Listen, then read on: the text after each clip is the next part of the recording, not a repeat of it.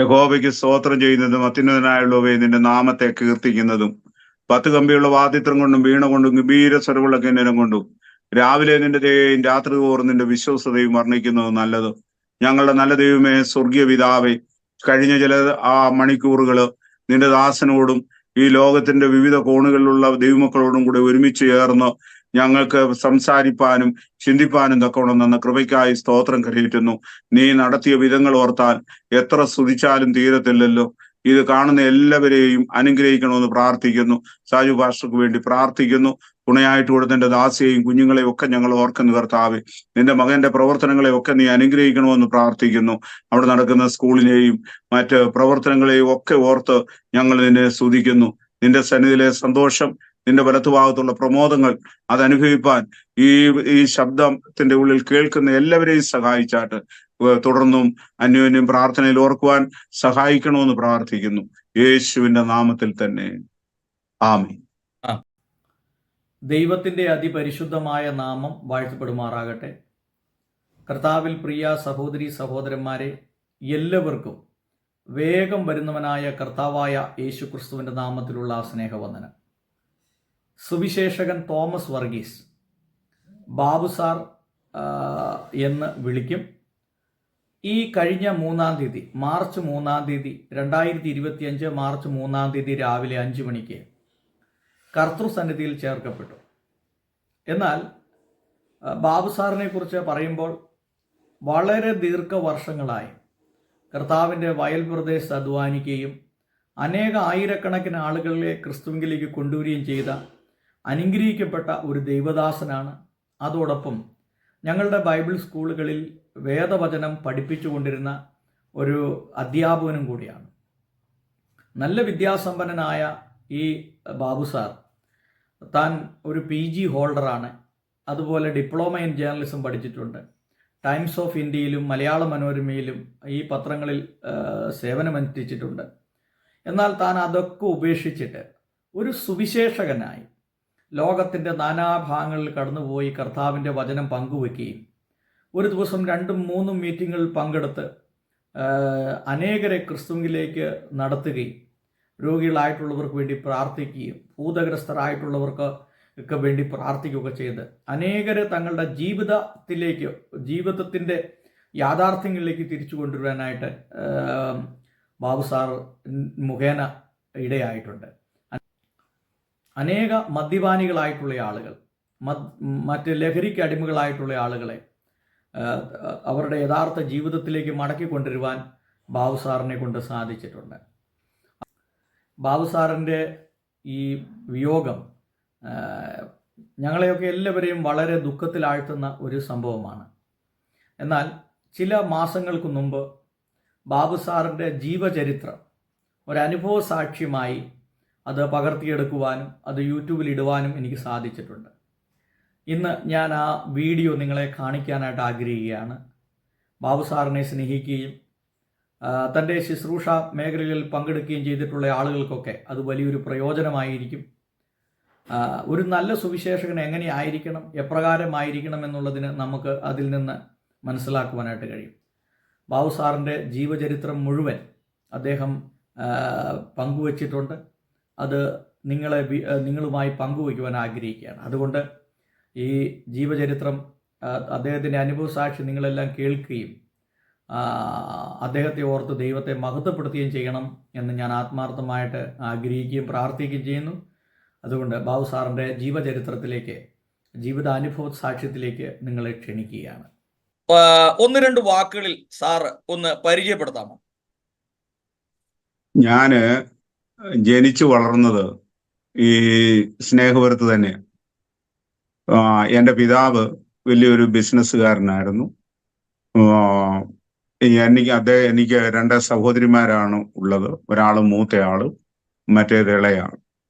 1981 ഞാൻ യേശുവിനെ കർത്താവും രക്ഷിതാവുമായിട്ട് സ്വീകരിക്കുന്നു. എളുപ്പം പറഞ്ഞു കഴിഞ്ഞാൽ 81 ഡിസംബർ മാസം 10-ാം തീയതി. അത് മധ്യ കേരള CSI ഡയോസിസിലെ ഒരു പട്ടക്കാരനായിരുന്ന PC ദേവസ്യാച്ചൻ അനുഗ്രഹീതനായ ഒരു കൺവെൻഷൻ പ്രസംഗനായിരുന്നു. അദ്ദേഹം കൺവെൻഷൻ പ്രസംഗത്തിന് വേണ്ടിയിട്ട് ഞങ്ങളുടെ നാട്ടിൽ വന്നു. എൻ്റെ ഭവനത്തിന് മുമ്പിലുള്ള ഒരു മുറ്റമെന്നോ ഗ്രൗണ്ടെന്നോ പറയാവുന്ന സ്ഥാനത്താണ് അദ്ദേഹം പ്രസംഗിച്ചത്. പ്രസംഗ വിഷയമൊന്നും എനിക്ക് അറിഞ്ഞുകൂടാ. പക്ഷെ അതില് അന്ന് അദ്ദേഹം പറഞ്ഞ ഒരു വാക്യങ്ങൾ, അത് പിന്നീടാണ് ആമോസിന്റെ പ്രവചനം 4-ാം അധ്യായം 12-ാമത്തെ വാക്യമാണെന്നൊക്കെ ഞാൻ മനസ്സിലാക്കുന്നു. അതുകൊണ്ട് ഇസ്രയേലെ, ഞാൻ ഇങ്ങനെ നിന്നോട് ചെയ്യും, ഞാൻ ഇങ്ങനെ നിന്നോട് ചെയ്യാൻ പോകുന്നത് കൊണ്ട് നിന്റെ ദൈവത്തെ എതിരേൽപ്പാൻ ഒരുങ്ങിക്കൊള്ളുക. അതാണ് എന്നെ രക്ഷയിലേക്ക് നയിച്ചത്. ഞാൻ ആ മീറ്റിങ്ങിൽ പങ്കെടുക്കുന്നില്ലായിരുന്നു. വേറെ ഒരു സ്ഥാനത്ത് ഇരുന്നു കൊണ്ട് വേറെ ജോലി ചെയ്തുകൊണ്ടിരിക്കുന്ന സമയത്താണ്, ഒരു ഓവർ ഹിയറിംഗ് ആയിട്ടാണ് ഈ വാക്യം കേൾക്കുന്നത്. ഏതായാലും അതെന്നെ ഒരുപാട് കർത്താവിലേക്ക് അടുപ്പിക്കാനായിട്ട് ഇടയായി. അതാണ് രക്ഷയുടെ സന്തോഷത്തിലേക്ക് വരുവാനായിട്ടുള്ള കാരണം. പക്ഷെ അതിനു മുമ്പ് ചില കാര്യങ്ങളൂടെ പറയേണ്ടത് ആവശ്യം. ഞാൻ ജനിച്ചത് 1955 മാർച്ച് മാസം 23-ാം തീയതിയാണ്.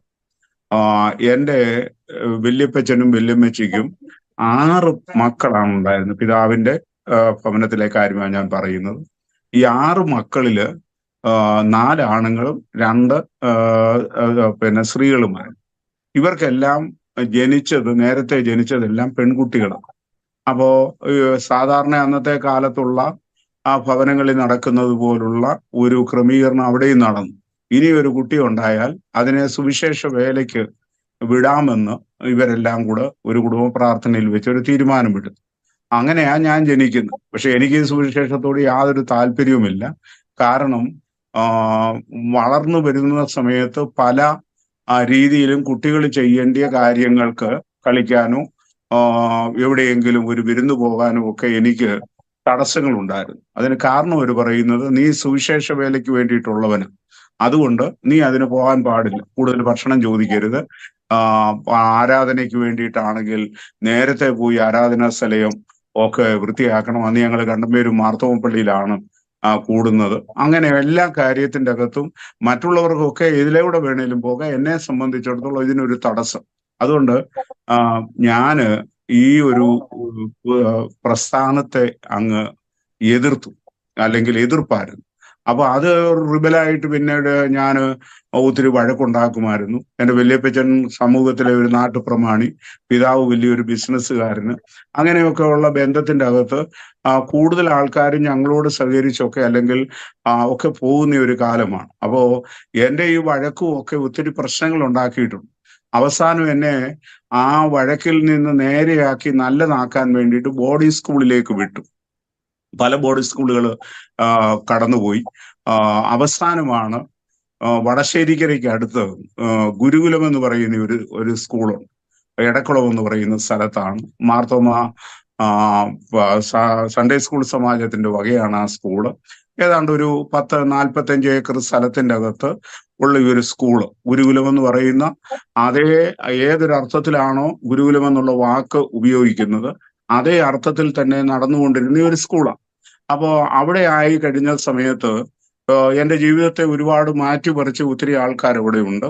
അതിലെല്ലാവരുടെയും അധ്യാപകരുടെ പേര് പറയാനായിട്ടൊന്നും പോയി കഴിഞ്ഞാൽ നമ്മുടെ ഈ ലൈവ് മണിക്കൂറുകൾ നീണ്ടു നിൽക്കും. എന്നാൽ അന്ന് അവിടുത്തെ ബോർഡിംഗ് മാസ്റ്റർ ആയിട്ടിരുന്ന PC ചാക്കോ സാറിനെയും അദ്ദേഹത്തിന്റെ സഹധർമ്മിണിയും ആ സ്കൂളിലെ തന്നെ ഒരു അധ്യാപികയായിട്ടുള്ള ലീലാമ്മ ടീച്ചറെയും ഒരിക്കലും എനിക്ക് മറക്കാനായിട്ടൊക്കത്തില്ല. എനിക്ക് ഒരു സ്കൂളിലും ഒരു ക്ലാസ്സിലും കോളേജിലും ഒക്കെ ഉള്ള വിദ്യാഭ്യാസത്തിന്റെ സമയത്ത് എനിക്ക് പഠിത്തത്തിന് വേണ്ടിയിട്ട് ശിക്ഷ അനുഭവിക്കേണ്ട ഒരു കാര്യം ഉണ്ടായിട്ടില്ല. കാരണം അങ്ങനെയുള്ള ഒരു കാര്യത്തില് അധ്യാപകർ പറയുന്നതിന് മുമ്പ് കാര്യങ്ങൾ ഗ്രഹിക്കുമായിരുന്നു, നന്നായിട്ട് പഠിക്കുമായിരുന്നു. പക്ഷേ ഓരോ സ്കൂളിന്റെയും ചരിത്രം എടുത്താൽ ഏറ്റവും കൂടുതൽ ശിക്ഷ വാങ്ങിച്ചിട്ടുള്ള ഒരാൾ ഞാൻ. ഏത് കാര്യത്തിനും ഞാൻ പ്രതികരിക്കുമായിരുന്നു. അങ്ങനെയുള്ള ഒരു സ്വഭാവത്തിൽ കൂടെ ഏതായാലും SLC നല്ല നിലയിൽ പാസ്സായി. റാന്നി കോളേജില് ഡിഗ്രിക്ക് ആദ്യം പ്രീ ഡിഗ്രിക്കാണ് വന്ന് ചേരുന്നത്. പ്രീ ഡിഗ്രിക്ക് നമ്മുടെ മദ്രാസിലെ മോൻ എന്ന് പറയുന്ന പാർട്ടിയൊക്കെ എൻ്റെ കൂടെ പഠിച്ചതാ. അപ്പൊ അദ്ദേഹം ഇന്നിപ്പോ ഒരു സുവിശേഷകൻ കൂടെയാണല്ലോ. 70 അദ്ദേഹം 4th ഗ്രൂപ്പ് അല്ലെങ്കിൽ ഇതിന്റെ അക്കൗണ്ടൻസിയുടെ ഗ്രൂപ്പ്, ഞാൻ 2nd ഗ്രൂപ്പുമായിരുന്നു.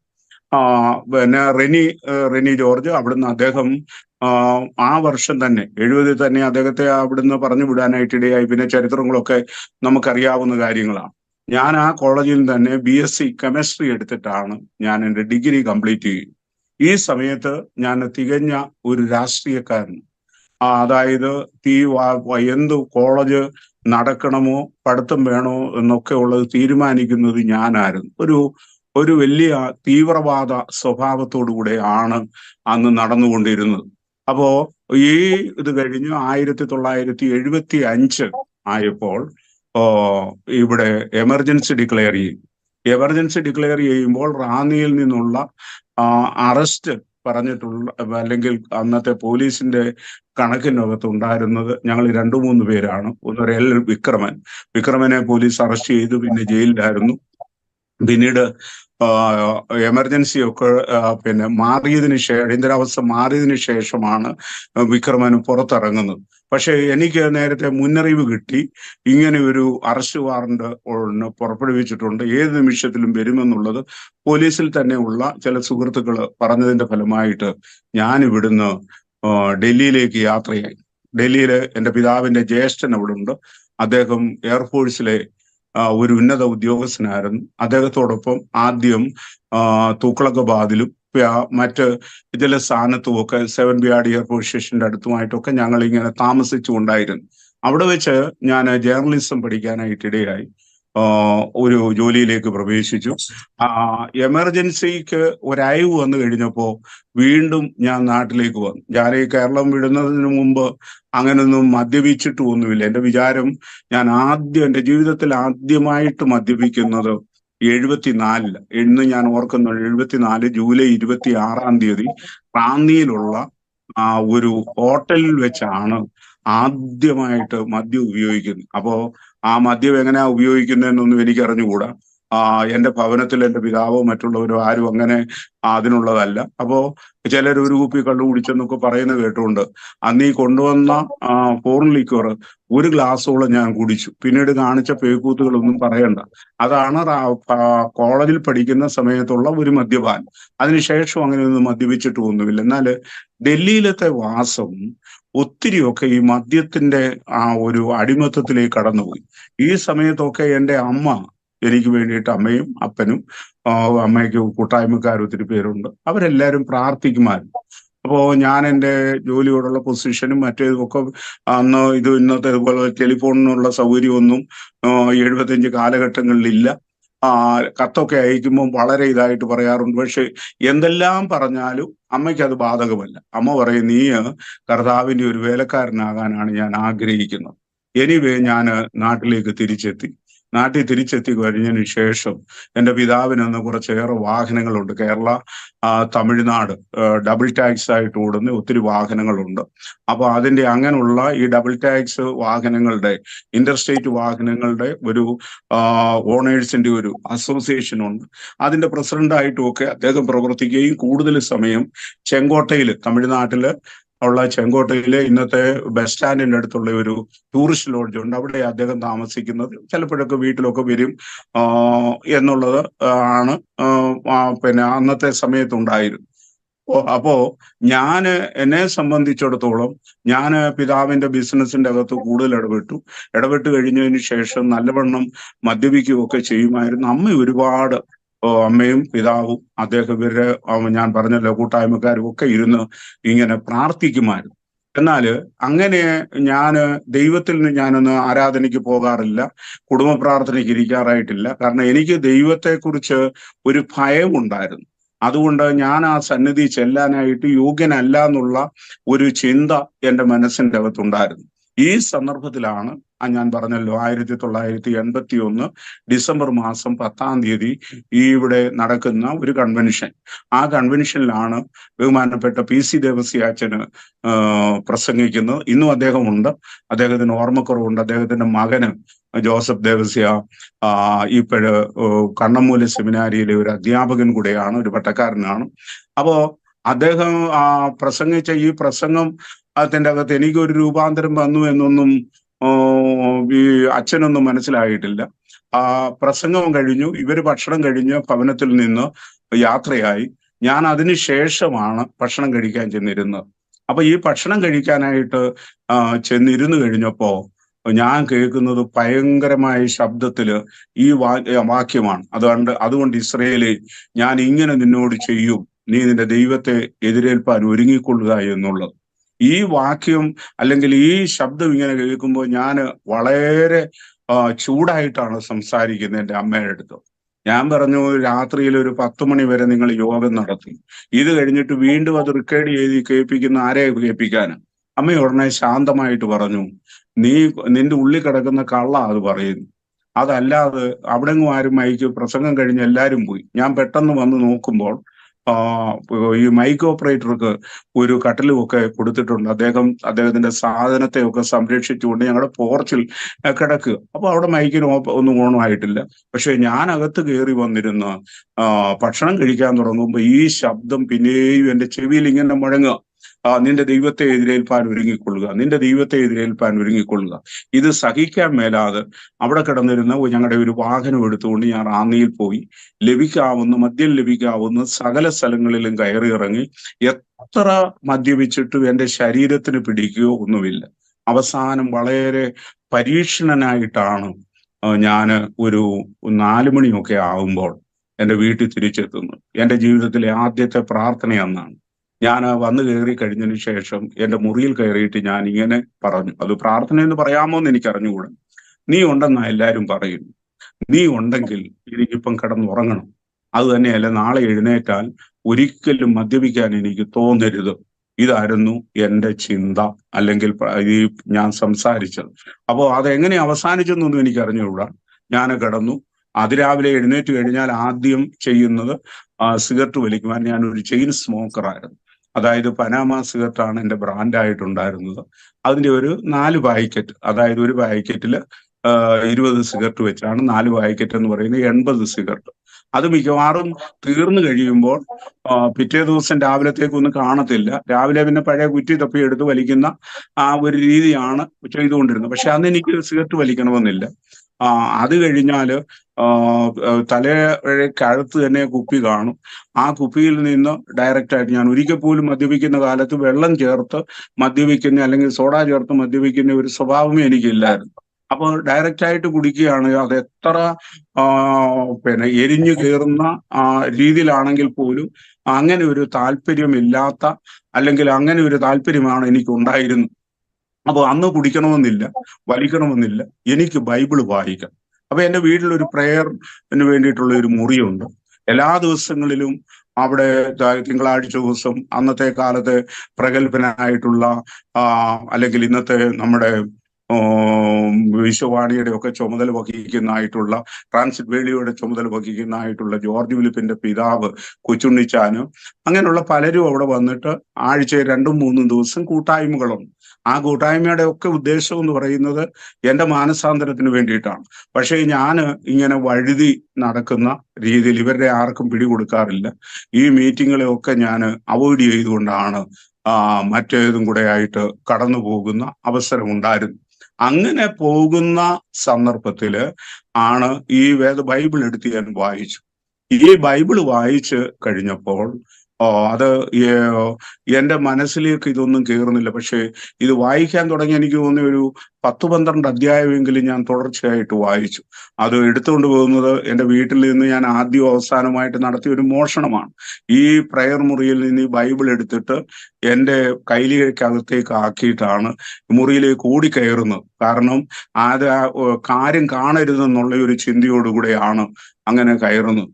അവിടെ ഇരുന്ന് കഴിഞ്ഞപ്പോൾ എനിക്കൊരു ഭയങ്കരമായിട്ടുള്ള പ്രയാസമായി എൻ്റെ മനസ്സിലേക്ക് വരുന്നു.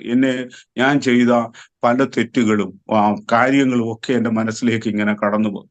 അവസാനം ഞാൻ ഒരു വിധത്തില് ഈ ക്ഷോഭം അല്ലെങ്കിൽ ഇതിൻ്റെ അകത്തെ പ്രയാസവും നടക്കിയിട്ട് ഞാൻ പറഞ്ഞു, എൻ്റെ അമ്മ പറഞ്ഞു, ഞാൻ ജനിക്കുന്നതിന് മുമ്പ് എൻ്റെ ജനങ്ങളും എൻ്റെ വല്യപ്പച്ചനും എല്ലാവരും പറയുന്ന ഒരു കാര്യം ഉണ്ടായിരുന്നു.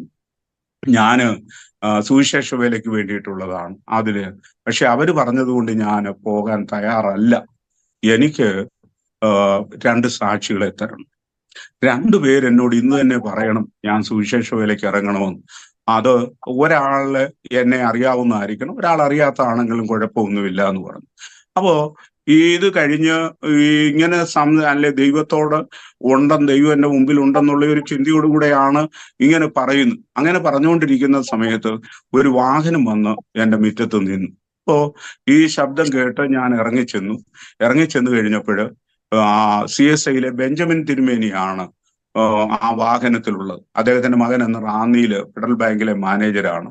അദ്ദേഹത്തിന്റെ വീട്ടിലേക്ക് പോകാൻ വരുമ്പോൾ അവര് സാധാരണ വരുന്ന വഴിയില് ആ റോഡ് ബ്ലോക്ക് ആണ്. അപ്പം വേറൊരു ഡീവിയേഷൻ ഉണ്ട്. അത് വന്നു കഴിഞ്ഞ് ഒരല്പം ദൂരം വന്നാൽ മതി, അവർക്ക് പോകാം. പക്ഷെ അങ്ങോട്ട് പോകാതെ ആ ഡ്രൈവർ നേരെ എൻ്റെ വീടിന്റെ അടുത്തുള്ള ഒരു ജംഗ്ഷനാണ് കണ്ണമ്പേര്, അവിടെ വന്നിട്ട് ഫെഡറൽ ബാങ്കിലെ മാനേജർ താമസിക്കുന്ന സ്ഥലം തിരക്കി.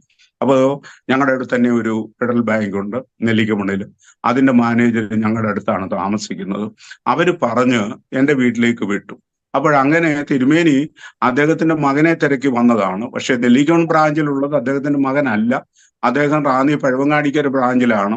അവർക്ക് പിന്നെയും പോകണമെങ്കിൽ എൻ്റെ വീട്ടിൽ നിന്ന് ഒരു 4 കിലോമീറ്ററുള്ള ദൂരം പോകണം ഈ സ്ഥാനത്ത് എത്താൻ. അപ്പൊ വഴി ചോദിക്കാൻ വന്ന ഈ ബിഷപ്പ് എന്നെ കണ്ടു കഴിഞ്ഞു. ഞാൻ കൈ കൂപ്പിയിട്ട് ഇറങ്ങിച്ചെന്നു.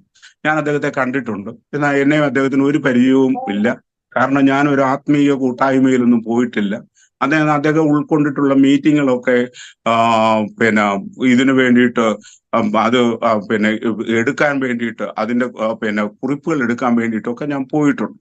അപ്പോ ഞാൻ ചോദിച്ചു, എന്താ തിരുമേനി ഇവിടെ? അദ്ദേഹം എങ്ങനെയാണ് റാന്നിയിലേക്ക് പോകുന്നത്, അല്ലെങ്കിൽ എൻ്റെ മകൻ എവിടെയാ താമസിക്കുന്നത്, ഇതൊക്കെ ചോദിക്കേണ്ട സ്ഥാനത്ത് ഈ ദേവദാസൻ എന്നോട് പറഞ്ഞ ശബ്ദം ഇതാണ്: നിന്റെ നല്ല ശബ്ദമല്ല, നിനക്ക് യേശുവിനെ പോയി പ്രസംഗിക്കരുത്, നീ എന്തുവാ ചെയ്യുന്നത്, അതൊന്നും ഇപ്പം ചെയ്യുന്നൊന്നും നിന്റെ ജോലിയല്ല, നീ യേശുവിനെ പ്രസംഗിക്കണമെന്ന് പറഞ്ഞു. ഞാന് അകത്ത് മുറിയിലിരുന്ന് സംസാരിച്ചതിന് ശേഷം വെളിയിലേക്ക് ഇറങ്ങുന്നു. അകത്ത് മുറിയിൽ ദൈവം ഉണ്ട് എന്നുള്ള ഒരു ചിന്തയോടെ ഞാൻ സംസാരിക്കുക. വെളിയിൽ ഇറങ്ങിയിട്ട് ഒരു 4 മിനിറ്റ് അല്ലെ 5 മിനിറ്റേ ആവുന്നുള്ളൂ. അതിൻ്റെ ഇടയിലാണ് ഈ ശബ്ദം. ഞാൻ ആ കാറ് ഇന്നും ഞാൻ ഓർക്കുന്നുണ്ട്, വെളുത്ത ഒരു അംബാസഡർ കാറ്. ആദ്യത്തെ ഞാൻ പിടിച്ചില്ലായിരുന്നെങ്കിൽ ഞാൻ വിറച്ച് താഴെ പോയിനെമായിരുന്നു. അപ്പോ അദ്ദേഹത്തെ ഞാൻ വീട്ടിലേക്ക് ക്ഷണിച്ചു. വീട്ടിൽ വന്നിരുന്നു. അദ്ദേഹം കാര്യങ്ങളൊക്കെ തിരക്കി. എൻ്റെ അമ്മയെ പരിചയപ്പെട്ടു, എൻ്റെ ഇളയ സഹോദരിയെ പരിചയപ്പെട്ടു. അതിനുശേഷം അദ്ദേഹം പ്രാർത്ഥിച്ചിട്ട് ഇറങ്ങി വീണ്ടും കാറയിലോട്ട് കയറുന്നതിന് മുമ്പേ എന്നോട് പറഞ്ഞു, നീ കർത്താവിനെ പ്രസംഗിക്കണം, അത് പ്രസംഗിച്ചേ മതിയാകത്തുള്ളൂ, അതാണ് നിന്നെ കൊണ്ടുള്ള ദൈവ ഉദ്ദേശം എന്ന് പറഞ്ഞു. ഞാൻ ഒന്നും മിണ്ടുകയില്ല, ഞാനൊന്ന് ചിരിച്ചു. കാരണം എനിക്കറിയാം ഒന്നാമത്തെ സാക്ഷിയെ ദൈവം അയച്ചു കളഞ്ഞു. അപ്പോ അതിനുശേഷം ഞാൻ കോട്ടയത്തേക്ക് പോവുകയാണ്. അന്ന് 2 മണിക്കൂർ ഞങ്ങളുടെ ഇവിടുന്ന് കോട്ടയത്തിന് പോകുന്ന ഒരു ബസ്സുണ്ട്. അതിലാണ് ഞാൻ കോട്ടയത്തിനുള്ള യാത്ര മിക്കവാറും ഉള്ളത്.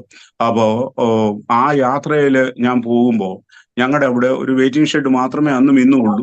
ആ വെയിറ്റിംഗ് ഷെഡിൽ ഒരു മനുഷ്യൻ വന്നു. അദ്ദേഹം ഷർട്ട് ഒന്നും വിടത്തില്ല, ഒരൊറ്റ മുണ്ട് ഉടുത്തിട്ടുള്ള ഒരാളാണ്. പഴയ കാലത്തെ BA-കാരനാണ്. BA എക്കണോമിക്സ് എടുത്ത് പാസ്സായിട്ടുള്ള ഒരു വലിയ കേരളത്തിലെ പ്രഗത്ഭമായിട്ടുള്ള ഒരു ഹൈന്ദവ കുടുംബത്തിലെ അംഗമാണ്. അദ്ദേഹം ഒരിക്കലും ഒരുപാട് വായിക്കുന്ന ആളാണ്. അങ്ങനെ അദ്ദേഹം ബൈബിള് വായിക്കാനായിട്ടിടയായതിനു ശേഷം പൂർണ്ണ സമയ സുവിശേഷ വേലയാണ്. അദ്ദേഹം റോഡ് നീളെ നടന്ന് പ്രസംഗിക്കും. ആരെങ്കിലും ഒരു ദിവസത്തെ ചെലവിനുള്ള പണം ഈ ദേവദാസന് കൊടുത്താൽ, അത് 10 രൂപയാണെങ്കിൽ അത് കിട്ടിക്കഴിഞ്ഞാൽ പിന്നെ ആരെല്ലാം ലക്ഷങ്ങൾ കൊടുത്താലും വാങ്ങിക്കുകയില്ല.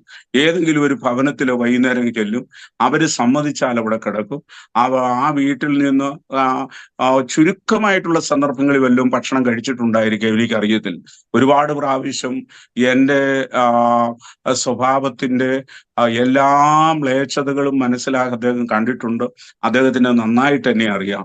എന്നോട് ഒരിക്കൽ പോലും യേശുവിനെ കുറിച്ച് സംസാരിക്കണമെന്നോ യേശുവിന് വേണ്ടിയിട്ട് ജീവിക്കണമെന്നോ ഈ ദേവദാസൻ എന്നോട് പറഞ്ഞിട്ടില്ല. പക്ഷെ അന്ന് വെയിറ്റിംഗ് ഷെഡിൽ വെച്ച് എന്നോട് പറഞ്ഞു, മോനെ, നമുക്കൊരു കാര്യം ചെയ്യാം, നമുക്ക് 2 പേർക്കും കൂടെ ഈ അനേകരോട് പ്രസംഗിക്കുന്നതിന് മോൻ പ്രസംഗിന് ഞാൻ സെക്കൻഡ് ചെയ്ത് പറയാം. അന്നത്തെ കാലത്ത് 81-ലൊക്കെ ഈ പ്രസംഗം ഏറ്റുപറയുന്ന ഒത്തിരി ആൾക്കാരുണ്ട്. ഇദ്ദേഹം പറഞ്ഞു, ഞാൻ ഏറ്റുപറയാം, നീ പ്രസംഗിക്കണമെന്ന് പറഞ്ഞു. സാക്ഷികൾ രണ്ടും ഞാൻ ചോദിച്ചതുപോലെ തന്നെ കിട്ടി. എനിക്ക് മനസ്സിലായി എന്നെ കൊണ്ട് ദൈവം എന്താണ് ഉദ്ദേശിക്കുന്നത്. ഞാൻ അതോടുകൂടെ എൻ്റെ ജോലിയോട് ഉള്ള രാജിവെച്ചു. അടുത്ത് എനിക്ക് വേദപുസ്തകം ഒന്നും അറിയത്തില്ല. സുവിശേഷം പറയണമെന്ന് എനിക്ക് ആഗ്രഹമുണ്ട്. കോട്ടയം ബൈബിൾ സൊസൈറ്റിയുടെ നിന്ന് ചെന്ന് ഒരു പെട്ടി ട്രാക്റ്റ് എടുക്കും. ആ ട്രാക്റ്റ് എടുത്തു കഴിഞ്ഞിട്ട് ഞാൻ വായിക്കും. അത് കോട്ടയത്തെ പഴയ പ്രൈവറ്റ് ബസ് സ്റ്റാൻഡിലും ഉച്ച കഴിഞ്ഞതിന് ശേഷം ട്രാൻസ്പോർട്ട് ബസ് സ്റ്റാൻഡിലും നിന്ന് വിതരണം ചെയ്യുമായിരുന്നു. ഇന്നും ആ ട്രാക്റ്റ് വിതരണം ചെയ്യുന്നത് എൻ്റെ ഒരു സ്വഭാവമാണ്.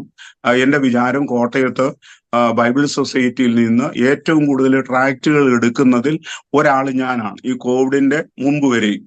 കാരണം അതിനുശേഷം എൻ്റെ ശാരീരികമായ പ്രയാസങ്ങൾ കൊണ്ട് എടുത്തിട്ടില്ല. ഒരാണ്ടിലൊരു 3-4 ലക്ഷം ട്രാക്റ്റുകൾ എടുക്കും. കാരണം ഇത്രയും വില കുറച്ച് തുച്ഛമായ 1 പൈസ 2 പൈസയൊക്കെ വിലയ്ക്കാണ് ഈ ബൈബിൾ സൊസൈറ്റി മനോഹരമായിട്ടുള്ള പ്രിന്റിങ്, മൾട്ടി കളർ പ്രിന്റിങ്ങിൽ ഈ ട്രാക്റ്റ് കൊടുക്കുന്ന. ആരെയും കുത്താവുന്നതല്ല, യഥാർത്ഥമായ യേശു കർത്താവിനെ കുറിച്ചുള്ള ഒരു സൂചന നൽകുന്നതാണ്. അപ്പൊ ഇങ്ങനെ ചെയ്തുകൊണ്ടിരിക്കുന്ന അവസരങ്ങളിൽ കോട്ടയത്തിന് മറ്റൊരു പ്രത്യേകതയുണ്ട്. കോട്ടയത്ത് എപ്പോഴും കൂട്ടായ്മയും പഴയ കാലഘട്ടങ്ങളിൽ. അത് തൊഴിലാളിക്കുള്ള കൂട്ടായ്മയുണ്ട്, മുതലാളിക്കുള്ളതുണ്ട്, അധ്യാപകർക്കുള്ളതുണ്ട്, മറ്റുള്ള ബസ്സിലെ ജോലിക്കാർക്കുണ്ട്, എല്ലാവർക്കും ഉള്ളതുണ്ട്. അപ്പോ ഈ കൂട്ടായ്മകളിലൊക്കെ ഞാൻ പോയി പങ്കെടുക്കുമായിരുന്നു. പങ്കെടുക്കുന്ന സമയത്തുള്ള ഈ ഒരു പ്രശ്നം എന്താണെന്ന് ചോദിച്ചു കഴിഞ്ഞാൽ, എനിക്ക് ഈ വേദപുസ്തകം ഒന്നും അറിയത്തില്ല. ആരെങ്കിലും എന്നോട് പ്രസംഗിക്കുന്ന കൂട്ടത്തിൽ യെശയ്യാ പ്രവാചകന്റെ പുസ്തകം എന്ന് പറയുമ്പോൾ ഞാൻ നേരിട്ട് യെശയ്യാ പ്രവാചകന്റെ പുസ്തകത്തിലേക്ക് പോകാൻ എനിക്ക് അറിഞ്ഞുകൂടാ. ആദ്യത്തെ ഇൻഡെക്സ് എടുക്കും. ഇൻഡെക്സ് എടുത്തിട്ട് എവിടെയാണെന്ന് നോക്കും. അതിന്റെ പേജ് എടുത്ത് വന്നു കഴിഞ്ഞിട്ടാണ് യെശയ്യാ പ്രവചനത്തിൽ വരുന്നത്. അപ്പോഴത്തേക്ക് ഈ പ്രസംഗകൻ അവിടുന്ന് മത്തായിയുടെ സുവിശേഷത്തിലേക്ക് പോയിരിക്കാം.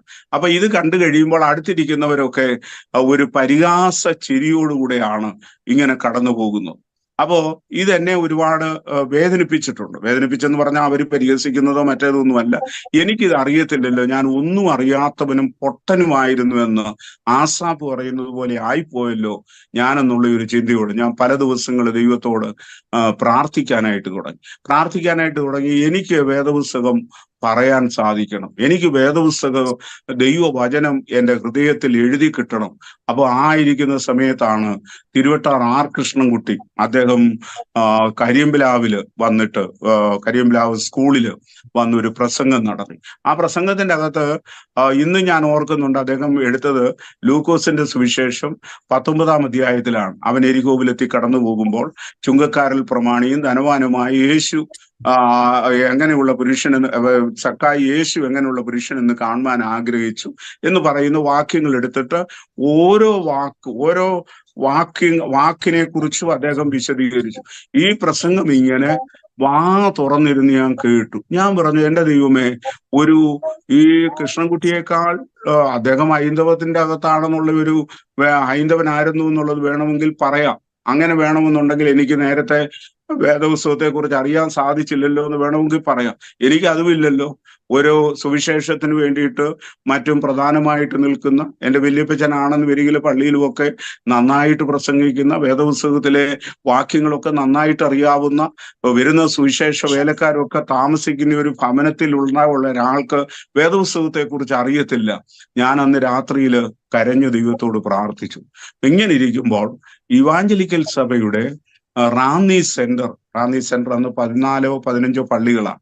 അതിന്റെ യൂസിന്റെ ഒരു മീറ്റിംഗ് ഉണ്ട്, യുവജനങ്ങളുടെ മീറ്റിംഗ് ഉണ്ട്. അപ്പൊ അതിന്റെ സെക്രട്ടറി ആയിട്ടുള്ള ആൾ എന്നോട് പറഞ്ഞു, ഒരു പ്രസംഗം ചെയ്യണം. ഞാൻ സമ്മതിച്ചു. ഞാൻ നേരത്തെ ഇരുന്ന് എടുക്കാവുന്ന കുറിപ്പുകളൊക്കെ എടുത്ത് അത് എൻ്റെ ബൈബിളിന്റെ അകത്ത് വെച്ചു. അപ്പോഴാണ് ഈ യോഗത്തിന് പോകുന്ന വേറൊരാൾ എന്നെ വിളിച്ചിട്ട് പറഞ്ഞു, വീടിന്റെ പടിക്ക് വന്നിട്ട് പറഞ്ഞു, എൻ്റെ കൂടെ ബൈക്കിൽ അങ്ങ് പോകാമെന്ന് പറഞ്ഞു. ഞാൻ പെട്ടെന്ന് ഒരു വേദോത്സവം എടുത്തുകൊണ്ട് ഞാൻ പോയി. അവിടെ ചെന്ന് റാന്നിയില് പഴവങ്ങാടിക്കര ഇവാഞ്ചലിക്ക പള്ളി ചെന്നപ്പോഴാണ് മനസ്സിലാകുന്നത്, ഇത് എൻ്റെ ബൈബിളല്ല, എൻ്റെ അമ്മയുടെ വേദോത്സവം. അതിൻ്റെ അകത്ത് കുറിപ്പില്ലാതെ ഞാൻ എന്തോ പറയാനാ. അക്ഷരാർത്ഥത്തിൽ വേർത്തു എന്നുള്ളതാണ്.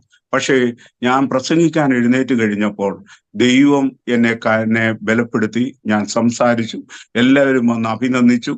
അടുത്ത ദിവസങ്ങളിലൊക്കെ വിവിധ പള്ളികളിലെ പ്രോഗ്രാമുകൾക്ക് വേണ്ടിയിട്ട് ചെല്ലാനായിട്ടൊക്കെ എന്നോട് പലരും ആവശ്യപ്പെട്ടു. അപ്പൊ ഇതാണ് പ്രസംഗത്തിന് വേണ്ടിയിട്ട് കടന്നു പോകുന്ന ഒരു അനുഭവം എനിക്കുണ്ടാകുന്നു. അപ്പൊ അതില് പ്രത്യേകിച്ച് റാന്നി സെന്ററിൽ ഉണ്ടായിരുന്ന പിന്നെ എം മാത്യു അച്ഛന്, ആന്താരത്തെ അച്ഛന്, അതുപോലെ തന്നെ അവിടുത്തെ സുവിശേഷകനായിരുന്ന MI ശമേൽ ഉദ്ദേശി, ഇവരൊക്കെ ഒരുപാട് വിധമായിട്ടുള്ള രീതിയിൽ എന്നെ സപ്പോർട്ട് ചെയ്തിട്ടുണ്ട്. എന്നാൽ എൻ്റെ ജീവിതത്തില് ഉപവാസത്തിലേക്കും പ്രാർത്ഥനയിലേക്കും, അന്ന് ഇവാഞ്ചലിക സഭയിൽ അങ്ങനെ ഉപവാസ പ്രാർത്ഥനയൊന്നുമില്ല.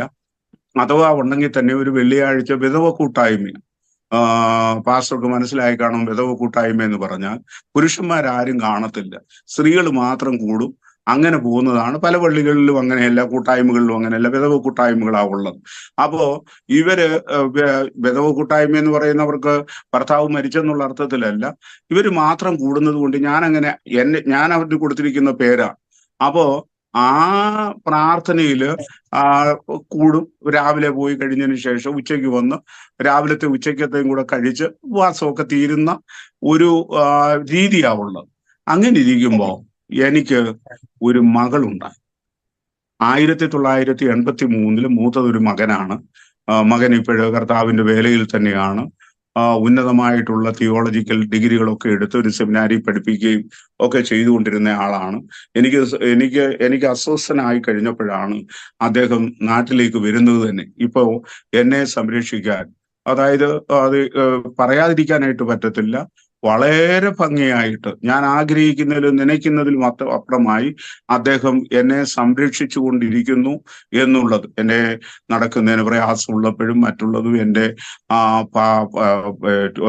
ടോയ്ലറ്റിൽ പോകേണ്ട കാര്യങ്ങളെല്ലാം അദ്ദേഹമാണ് ചെയ്തുകൊണ്ടിരുന്നത്. അതവിടെ നിൽക്കട്ടെ. അപ്പോൾ എൻ്റെ മകളുടെ പ്രസവം നടക്കുന്നത് പുഷ്പഗിരി ഹോസ്പിറ്റലിലാണ്. പ്രസവം നോർമൽ ഡെലിവറിയാണ്. നോർമൽ ഡെലിവറി കഴിഞ്ഞ് കുഞ്ഞിനെയും കണ്ടിട്ടാണ് ഭവനത്തിലേക്ക് വരുന്നത്. പക്ഷേ പിന്നീട് ഞാൻ വീട്ടിൽ വന്നു കഴിഞ്ഞപ്പോഴേ അറിയുന്നത് എൻ്റെ വൈഫിന്റെ പേര് ബ്ലോസം എന്നാണ്. അസ്വസ്ഥതയാണ്. അങ്ങനെ പുഷ്പഗിരി ആശുപത്രിയിൽ പോയി. ഒടുവില് ഈ പ്രസവം എടുത്തതായിട്ടുള്ള ഡോക്ടർ മേരി ഫിലിപ്പ്, അവരാണ് അന്നത്തെ അവിടുത്തെ പുഷ്പഗിരി ഹോസ്പിറ്റലിലെ ഗൈനക്കോളജിയുടെ HOD. അവരെന്നെ വിളിച്ചിട്ട് പറഞ്ഞു, മോനെ ഒരു കാര്യമുണ്ട്, നീ അത് റിയാലിറ്റിയിലേക്ക് വരണം. അവർ പറഞ്ഞ അതേ സെന്റൻസാ ഞാൻ പറയും. ഈ അസുഖം 1,00,000 പേരിൽ അധികം ആയിട്ടുള്ളവർക്ക് ഇടയിൽ സംഭവിക്കുന്ന ഒരു കാര്യമാണ്. ഇവിടെ നേർവിനുള്ള തകരാറാണ്. ഇപ്പോഴ് ഈ ലോകത്തിലെങ്ങും അതിനുള്ള മെഡിസിൻ ഒന്നുമില്ല. അതുകൊണ്ട് നിങ്ങൾ വീട്ടിലേക്ക് കൊണ്ടുപോവുകയാണ് നല്ലത്. പക്ഷെ ഇങ്ങനെ വിറച്ചുകൊണ്ട് കിടക്കുന്ന ഒരു ശരീരം, അത് വെയിറ്റ് കുറഞ്ഞുകൊണ്ടിരിക്കുകയാണ്. ഞാൻ എൻ്റെ ഭാര്യയുമായിട്ട് എൻ്റെ വീട്ടിലേക്ക് വന്നു. മോൾക്ക് അന്ന് 27 ദിവസമേ പ്രായമുള്ളൂ. അപ്പോ മരണത്തെ കണ്ടുകൊണ്ടാണ് നിൽക്കുന്നത്. അങ്ങനെ ഇരിക്കുമ്പോൾ പാസ്റ്റർ സാജുവിന് അറിയാവുന്ന ഒരാളാണ് മുട്ടപ്പള്ളി മത്തായി ഉദ്ദേശി. അദ്ദേഹം ഇവാഞ്ചലിക്കൽ സഭയുടെ കൺവെൻഷന്റെ സമയത്തൊക്കെ പാട്ടുപുസ്തകം വിൽക്കാൻ പെരുമാറി. അദ്ദേഹത്തിന് ആകെപ്പാടെ 10 സെന്റ് സ്ഥലമേ ഉണ്ടായിരുന്നു. അത് മുക്കൂട്ടുതറയ്ക്കടുത്ത് മുട്ടപ്പള്ളി എന്ന് പറയുന്ന സ്ഥലത്ത് സുവിശേഷ പ്രവർത്തനത്തിന് വിട്ടുകൊടുത്തിട്ട് കൈയും വീശി ഹാമിൻ ദേശം ഞാനിതാ പോകുന്നെന്ന് പറഞ്ഞ പോലെ ഇറങ്ങി. പിന്നീട് അദ്ദേഹം ആരുടെയെങ്കിലും ഒക്കെ സ്ഥലം പാട്ടത്തിനെടുത്തിട്ട് അവിടെ പച്ചക്കറി കൃഷി നടത്തുമായിരുന്നു. ഈ പച്ചക്കറിയിൽ കിട്ടുന്ന ആദായം കൊണ്ട് സുവിശേഷ വേല ചെയ്തുകൊണ്ടിരുന്ന ഒരു ദൈവദാസന്, അദ്ദേഹത്തിന് തുച്ഛമായിട്ടുള്ള എന്തോ അലവൻസ് സഭ കൊടുത്തിട്ടുണ്ടായിരുന്നു എന്ന് ഞാൻ ചിന്തിക്കുന്നു. എനിക്കതിനെക്കുറിച്ച് തീർത്തു പറയാനായിട്ട് അറിഞ്ഞുകൂടാ. പക്ഷെ എൻ്റെ അറിവില് ഈ പച്ചക്കറി കൊണ്ടുവന്ന് പല വീടുകളില് പാവയ്ക്കായും വെണ്ടയ്ക്കായും ഒക്കെ കൊടുത്തിട്ട് അതിന്റെ പൈസ കൊണ്ട് നടക്കുന്ന ഒരാളാണ്. പക്ഷെ അദ്ദേഹത്തിൻ്റെ ഉള്ള ഏറ്റവും വലിയ പ്രത്യേകത, ആർക്കെങ്കിലും താൻ സ്നേഹിക്കുന്ന ഏതെങ്കിലും വീട്ടില് ഒരു പ്രശ്നമുണ്ടെങ്കിൽ അദ്ദേഹം അവിടെ ഉണ്ട്, പ്രാർത്ഥനയ്ക്ക് വേണ്ടിയിട്ടുണ്ട്. അവരാരും ക്ഷണിക്കേണ്ട കാര്യമൊന്നുമില്ല. കാരണം അവരെയൊക്കെ നടത്തിയിരുന്നത് ദൈവമാണ് എന്നുള്ളത് ഞാൻ നല്ലവണ്ണം മനസ്സിലാക്കിയിട്ടുള്ളത്. അദ്ദേഹം വീട്ടിൽ വന്നപ്പോഴ് എൻ്റെ വൈഫ് റോസമ്മ ഇങ്ങനെ സുഖമില്ലാതിരിക്കുകയാണ്. അദ്ദേഹം എന്നോട് പറഞ്ഞു, മോനെ, നമ്മുടെ ദൈവം പറഞ്ഞിട്ടുണ്ട്, പ്രാർത്ഥനയാലും ഉപവാസത്താലും അല്ലാതെ ഒരു ജാതി നീങ്ങിപ്പോവുകയില്ല. നമുക്കൊരു കുറച്ച് ദിവസം പ്രാർത്ഥിക്കാം, ഉപവസിച്ച് പ്രാർത്ഥിക്കാം എന്ന് പറഞ്ഞു. ഞാൻ ഏതിനും തയ്യാറാണ്. ഏതിനും തയ്യാറാണ്. പക്ഷെ എന്ന് വരികിൽ ഞാൻ അദ്ദേഹം ഇന്നാരെ വിളിക്കാൻ പറഞ്ഞു. ദോഷം പറയരുതല്ലോ. അദ്ദേഹം പറഞ്ഞു എല്ലാവരെയും വിളിച്ചു. അവർക്ക് ആർക്കും ഒന്നല്ലെങ്കിൽ പല കാരണങ്ങൾ കൊണ്ട് വരാനായിട്ട് സാധിച്ചില്ല. അവസാനം 7 or 8 പേര് മാത്രം ചുറ്റുവട്ടത്തുള്ളവർ കൂടി പ്രാർത്ഥിച്ചു. എന്തിനേറെ പറയുന്നു, 3-ാമത്തെ ദിവസം രാത്രിയിലെ പ്രാർത്ഥന കഴിഞ്ഞു. ഞാന് തറയിൽ ഇങ്ങനെ കിടക്കുക, എന്റെ ഭാര്യ കട്ടിലേല്, വളരെ പ്രയാസത്തിന്റെ. ഈ അവസരത്തില് ഞാന് ആ കിടപ്പിൽ കിടന്ന് പ്രാർത്ഥിച്ചോ എന്ന് എനിക്ക് അറിഞ്ഞുകൂടാ. എന്നാൽ ഉച്ചരിച്ചുകൂടാത്ത ഞരക്കങ്ങളാൽ ദൈവത്തോട് അപേക്ഷിച്ചിട്ടുണ്ടായിരിക്കണം. രാവിലെ എന്നെ ആരോ തൊട്ടാ വിളിക്കുന്നു. ഞാൻ നോക്കുമ്പോ എന്റെ ഭാര്യ. ഇനിയും ദിവസങ്ങളില്ല എന്ന്, ഡേയ്സ് ആർ നമ്പേർഡ് എന്ന് ഒരു ഡോക്ടർ പറഞ്ഞ ആളാണ് ചോദിക്കുന്നത്. ഞാൻ ഓർത്ത് സ്വപ്നം കാണുന്നു. ദൈവത്തിന് മഹത്വം ഉണ്ടാകട്ടെ. ഞാൻ കൈകൊണ്ട് ചോദിച്ചു എങ്ങനെ. അവള് പറഞ്ഞു, കഴിഞ്ഞ രാത്രിയിൽ ഒരാള് വന്ന് എന്നെ തൊട്ടു, ഞാൻ എഴുന്നേറ്റു. ഞാൻ പറയട്ടെ, അതിനുശേഷം ദൈവം ഞങ്ങൾക്കൊരു മകനെ കൂടെ നൽകി. ഇപ്പോ റോസമ്മയ്ക്ക് 65 വയസ്സ് പ്രായമുണ്ട്. ഇന്ന് വരെ ഒരു രോഗവും അതിനുശേഷം ഉണ്ടായിട്ടില്ല എന്നുള്ളതാണ് സത്യമായിട്ടുള്ള കാര്യം. ആ തൊടലില് അവൻ സകല രോഗങ്ങളെയും സൗഖ്യമാക്കുന്നു. വെളുപ്പിനെ 4 മണിക്ക് എഴുന്നേൽക്കുന്നു. ഞങ്ങളുടെ വീട് ഒരു കാർഷിക കുടുംബമാണ്. ഒത്തിരി ആടുകളുണ്ട്, പശുക്കളുണ്ട്. പട്ടികളുടെ എണ്ണമാണെങ്കിൽ ഒരുപാടധികമായിട്ടുണ്ട്. ഒത്തിരി ദാസന്മാർ വരും. അവരെയൊക്കെ എന്റർടൈൻ ചെയ്യണം. കൂട്ടായ്മകൾ ഒരെണ്ണം പോലും മുടക്കാറായിട്ടില്ല. ഇങ്ങനെ എല്ലാ കാര്യങ്ങളും ചെയ്യാനായിട്ട് സാധിക്കും. ഇങ്ങനെയാണ് ഞാൻ ഒരു ഉപവാസത്തിലേക്ക് കടന്നു വരുന്നത്. അപ്പൊ ഉപവാസത്തിലേക്ക് വന്നു. നിരന്തരമായിട്ട് വേദപുസ്തകം വായിക്കും. അപ്പം കൊച്ചിലെ മുതലേ വായന എനിക്കൊരു വലിയ ഇഷ്ടമുള്ള കാര്യമാണ്. അപ്പോ അതനുസരിച്ച് ഒരുപാട് ലൈബ്രറികളിലെ മെമ്പർഷിപ്പ് ഒക്കെ എനിക്കുണ്ട്. ഞാൻ അവിടെയൊക്കെ പോയി പുസ്തകങ്ങൾ എടുക്കുമായിരുന്നു. രക്ഷിക്കപ്പെട്ട് കഴിഞ്ഞ് വന്നപ്പോൾ കിട്ടുന്നത് മുഴുവൻ അതിനു വേണ്ടിയിട്ട് മുടക്കുന്ന പുസ്തകങ്ങൾക്ക് വേണ്ടിയിട്ട് മുടക്കാൻ തുടങ്ങി. ആ പുസ്തകങ്ങൾ എടുത്ത് വായിക്കാനായിട്ട് തുടങ്ങി. അങ്ങനെ ഏതാണ്ടൊരു ചെറിയ മായിട്ടുള്ള ഒരു അറിവും ഒക്കെ കൂടെ എനിക്ക് ഉണ്ടായി. കിട്ടുന്ന പ്രാർത്ഥനകളിലൊക്കെ പോയി പങ്കെടുക്കുമായിരുന്നു. ഈ പ്രാർത്ഥനയുടെ കൂട്ടത്തില് അന്ന് റാന്നിയിലൊന്നും പ്രത്യേകമായിട്ട് കൈത്താങ്ങൽ തരത്തക്ക ദൈവദാസന്മാരൊന്നുമില്ല. എനിക്ക് മറക്കാൻ ഒക്കാത്ത ഒരാള് ഈ കടവൂഴയുള്ള കാനത്തിലെ ഒരു അപ്പച്ചനുണ്ട്. അദ്ദേഹത്തിന്റെ മകന് ബേബി സാറും മറ്റുമൊക്കെ പൊടിസാറും ഒക്കെ ഇപ്പോഴും ഉണ്ട്. ഈ ഇദ്ദേഹം എന്നെ ചൊവ്വാഴ്ച ദിവസം ഞാൻ അവിടെ കൂട്ടായ്മയ്ക്ക് ചെല്ലും. ഞാൻ പോയതുപോലെയാണോ യോഗം കഴിഞ്ഞ് വന്നത്, അതോ ഇടയ്ക്ക് പല ഷാപ്പുകളുണ്ട്, അതൊക്കെ എന്നെ മാടി വിളിച്ചോ ഇല്ലയോ എന്നറിയാൻ ബുധനാഴ്ച രാവിലെ അദ്ദേഹം വീട്ടിലെത്തുമായിരുന്നു. അപ്പോ ഈ കാനത്തിലെ അപ്പച്ചനെ ഒക്കെ നമ്മുടെ ജീവിതത്തിന്റെ നടത്തിപ്പുകളുടെ മേഖലകളിൽ ഉണ്ടായിരുന്ന ആൾക്കാർ, അവരൊക്കെ ഒന്നും വലിയ കൂടിയ വിദ്യാഭ്യാസം ഉള്ളവരൊന്നുമല്ല. പക്ഷെ വല്ല വിധേനയും ചിലരെ തീയിൽ നിന്ന് വലിച്ചെടുക്കാനായിട്ട് ഉള്ള അവസരം. അദ്ദേഹം സമ്പന്നരൊന്നുമല്ല, അദ്ദേഹത്തിന്റെ മക്കളും വലിയ സമ്പന്നരൊന്നുമല്ല. പക്ഷെ അന്ന് ഈ അപ്പന്റെ ആ വിശ്വാസം ഈ തലമുറകളും ഇന്നും പുലർത്തുന്നു എന്നുള്ളത് എടുത്തു പറയേണ്ട കാര്യമാണ്. അപ്പൊ അങ്ങനെ ഇരിക്കുന്ന അവസരത്തില് തിരുവല്ലയില് ഒരു ഗ്രൂപ്പ് ഉണ്ടായിരുന്നു. ഞങ്ങൾ അവിടെ പോകുമായിരുന്നു. ഞാനും എൻ്റെ സ്നേഹിതന്മാരും ഒക്കെ കൂടെ അവിടെ കടന്നുപോയി പ്രാർത്ഥനയിലും ഒക്കെ കൂടെ പങ്കെടുക്കുമായിരുന്നു. വെള്ളിയാഴ്ച ഉപവാസ പ്രാർത്ഥനയുണ്ട്, ശനിയാഴ്ചയുണ്ട്, പല ദിവസങ്ങളിലും രാത്രി പ്രാർത്ഥനകളും ഒക്കെ ഉണ്ടായിരുന്നു. ആ രാത്രി പ്രാർത്ഥനകളിലൊക്കെ ഞാൻ പങ്കെടുക്കുമായിരുന്നു.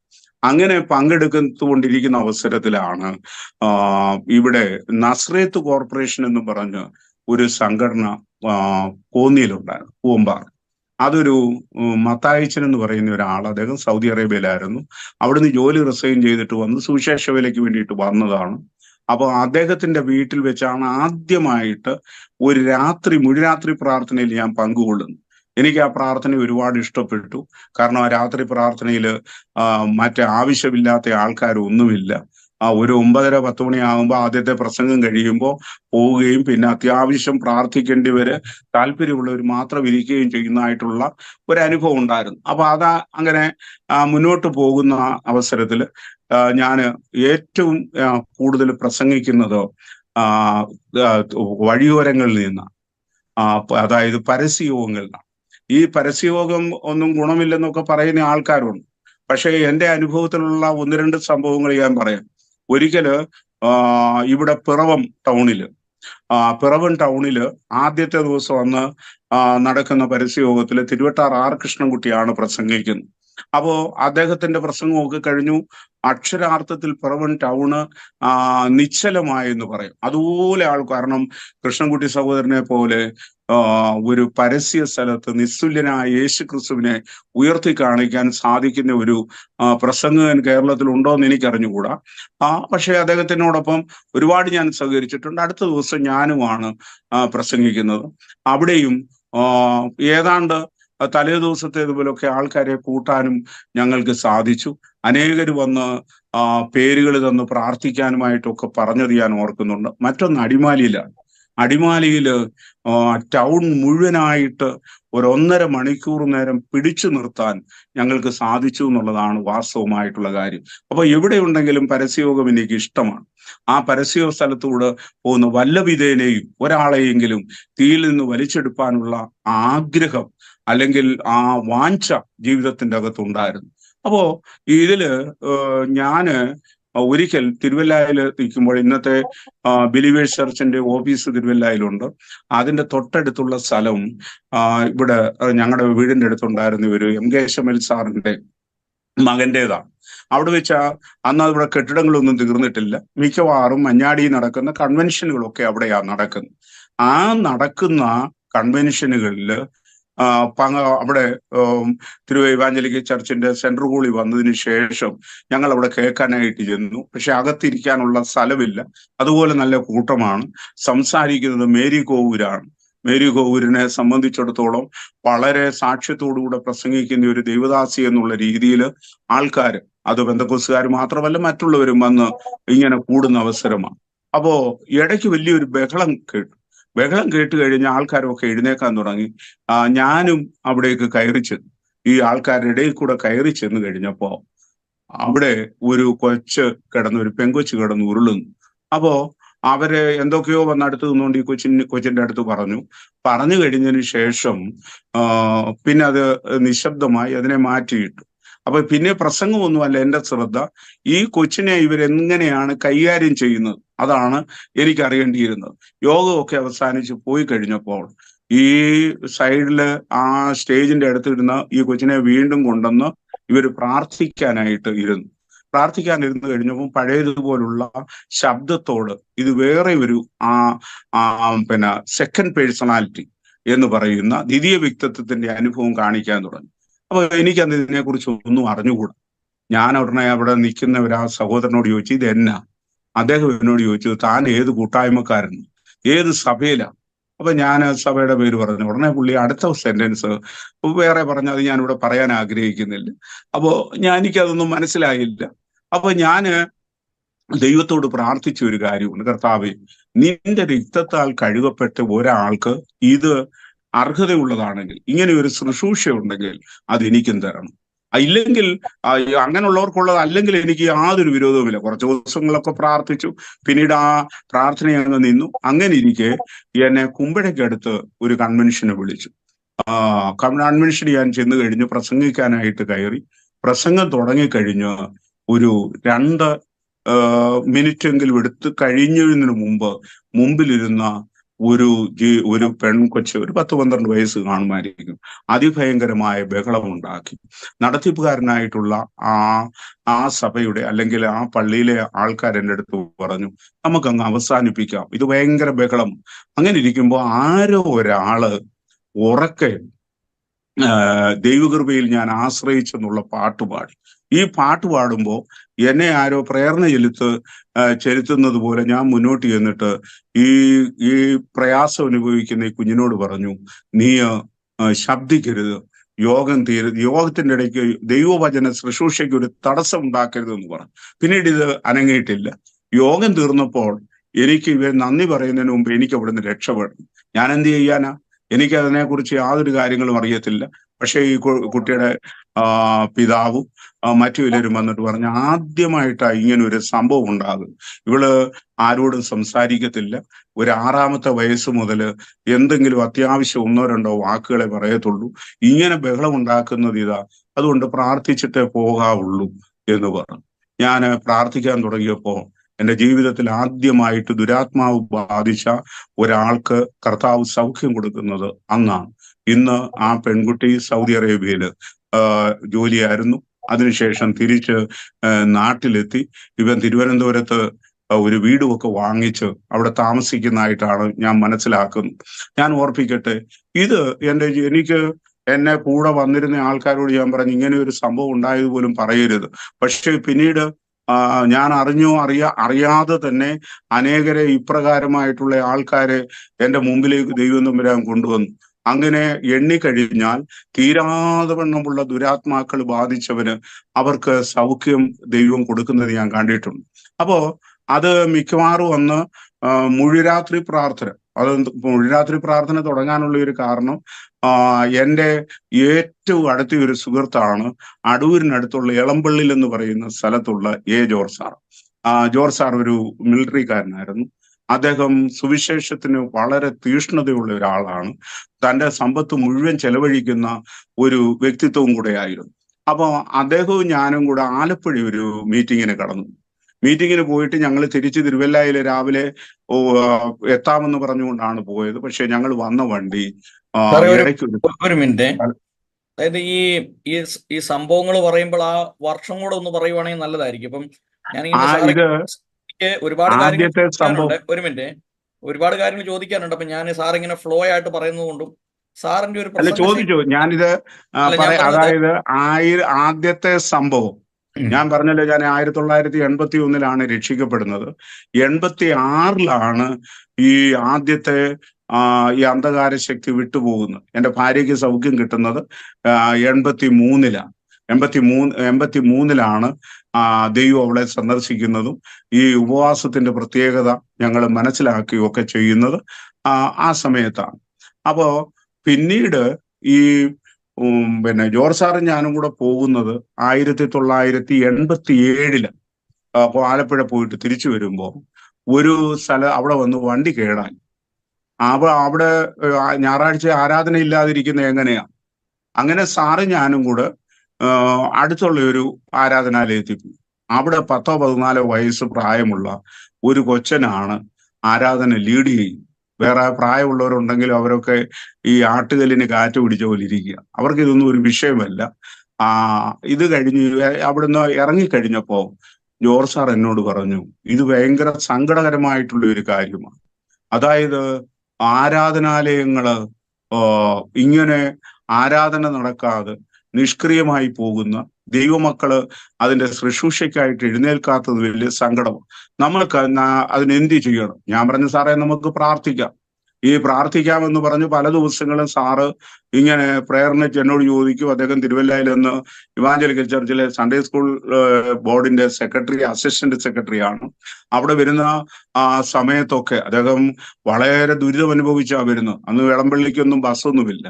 അടൂര് വരെ നടന്നതിന് ശേഷം, അല്ലെങ്കിൽ പഴകുളം വരെ നടന്നതിന് ശേഷം 4-5 കിലോമീറ്റർ, 5-6 എന്ന് പറഞ്ഞാൽ ശരിയാവത്തില്ല, 4-5 കിലോമീറ്റർ എങ്കിലും നടന്നാണ് അദ്ദേഹം എല്ലാവരും മുമ്പേ തിരുവല്ലയിൽ എത്തുമായിരുന്നു. അപ്പൊ വന്നു കഴിഞ്ഞാൽ ഉടനെ ആദ്യം അദ്ദേഹം പറയുന്നത് ഇതിന്റെ കാര്യം എങ്ങനെ? ഞാൻ പറഞ്ഞു നമുക്ക് പ്രാർത്ഥിക്കാമെന്ന് പറഞ്ഞിങ്ങനെ നിൽക്കുമ്പോൾ അങ്ങനെ 1987 മാർച്ച് മാസത്തിലെ 3-ാമത്തെ ശനിയാഴ്ച ഞങ്ങൾ തിരുവല്ലയിൽ കൂടി. അപ്പം പല സഭകളിൽപ്പെട്ട 12 പേര് അന്ന് ഒരുമിച്ച് കൂടി ആ രാത്രി മുഴുവൻ ഇരുന്ന് പ്രാർത്ഥിച്ചു. ഒരുപാട് പ്രാർത്ഥനയൊക്കെ കഴിഞ്ഞു. ഇനിയും എവിടെയെങ്കിലുമൊക്കെ കൂടണമെന്ന് തീരുമാനിച്ചു.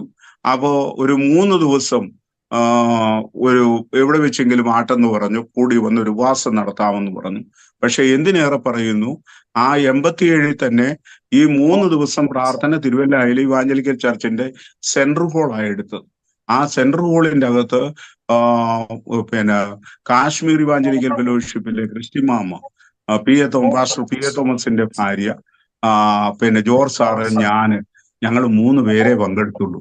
മറ്റാരുമില്ലായിരുന്നു. അന്ന് ഒരു പ്രഗത്ഭനായ ഒരു കൺവെൻഷൻ പ്രസംഗൻ പറഞ്ഞു, ഈ പരിപ്പ് ഈ വെള്ളത്തിൽ വേഗത്തില്ല, ഇത് വേഗത്തിൽ ഇവിടെ.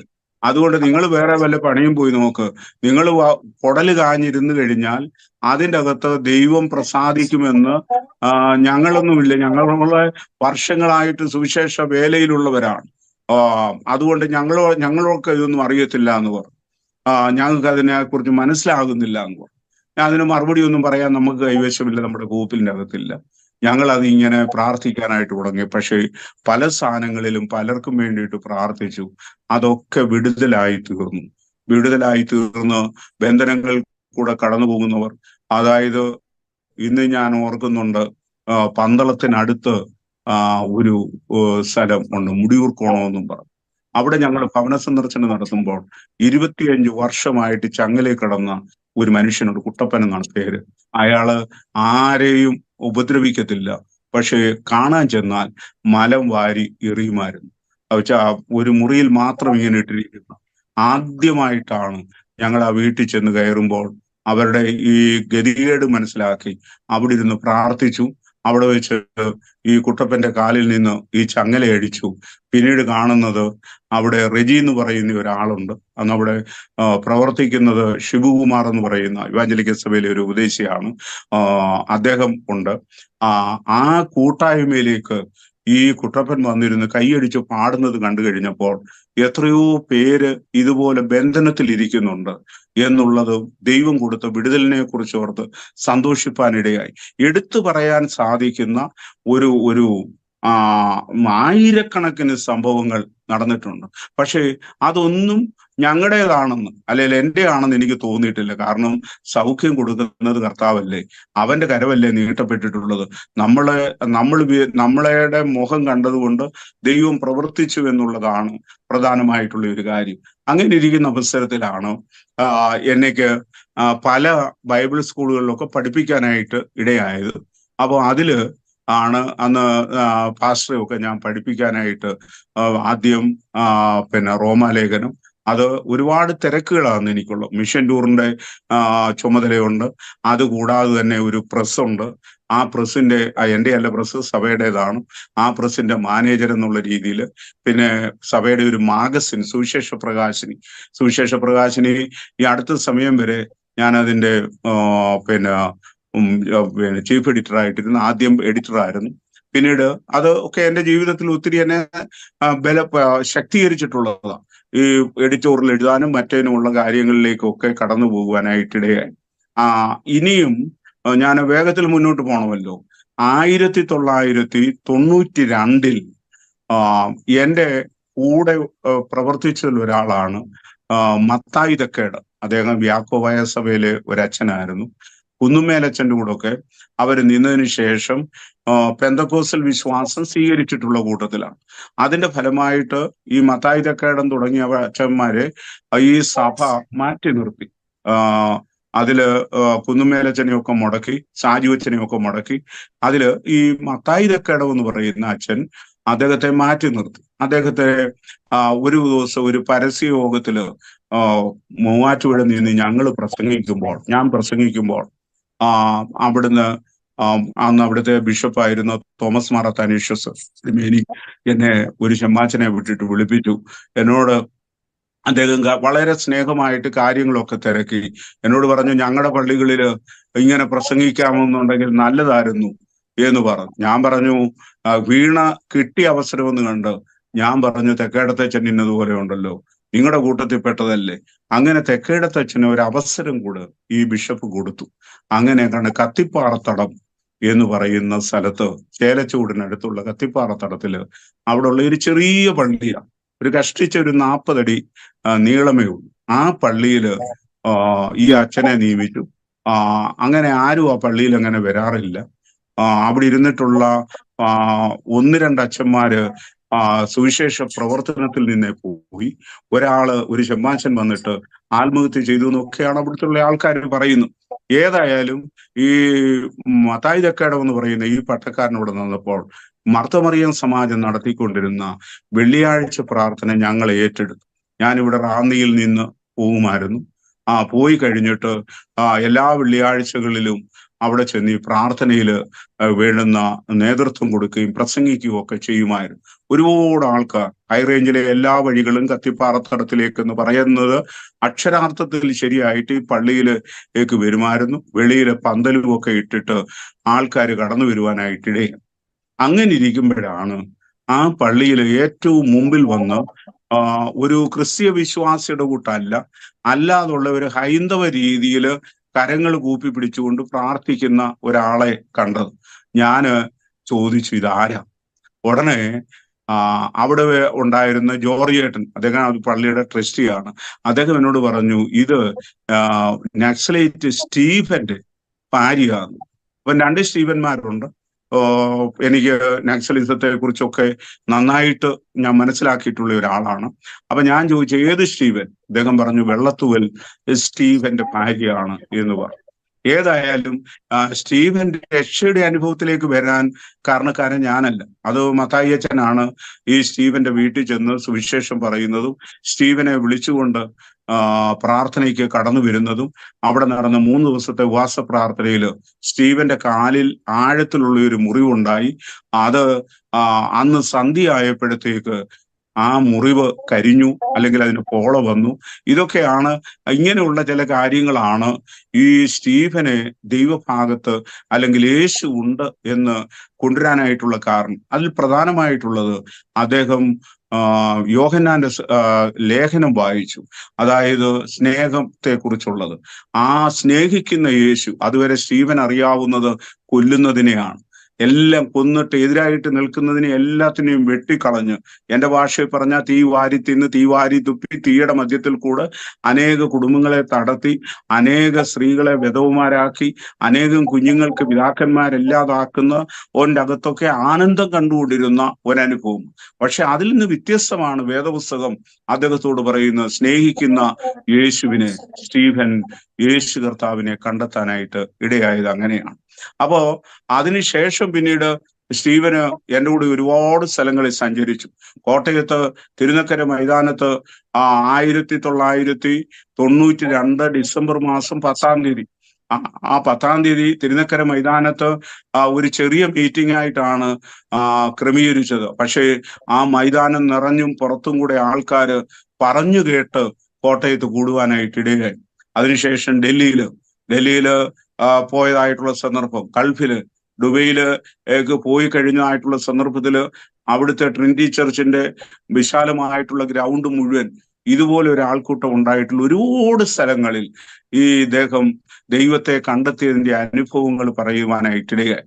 അത് സ്റ്റീവൻ മാത്രമൊന്നുമല്ല, വേറെ ഒരുപാട് പേര് അതുപോലെ തന്നെയുള്ള തെറ്റായിട്ടുള്ള പാതയിലേക്ക് പോയിട്ടുള്ളവർ.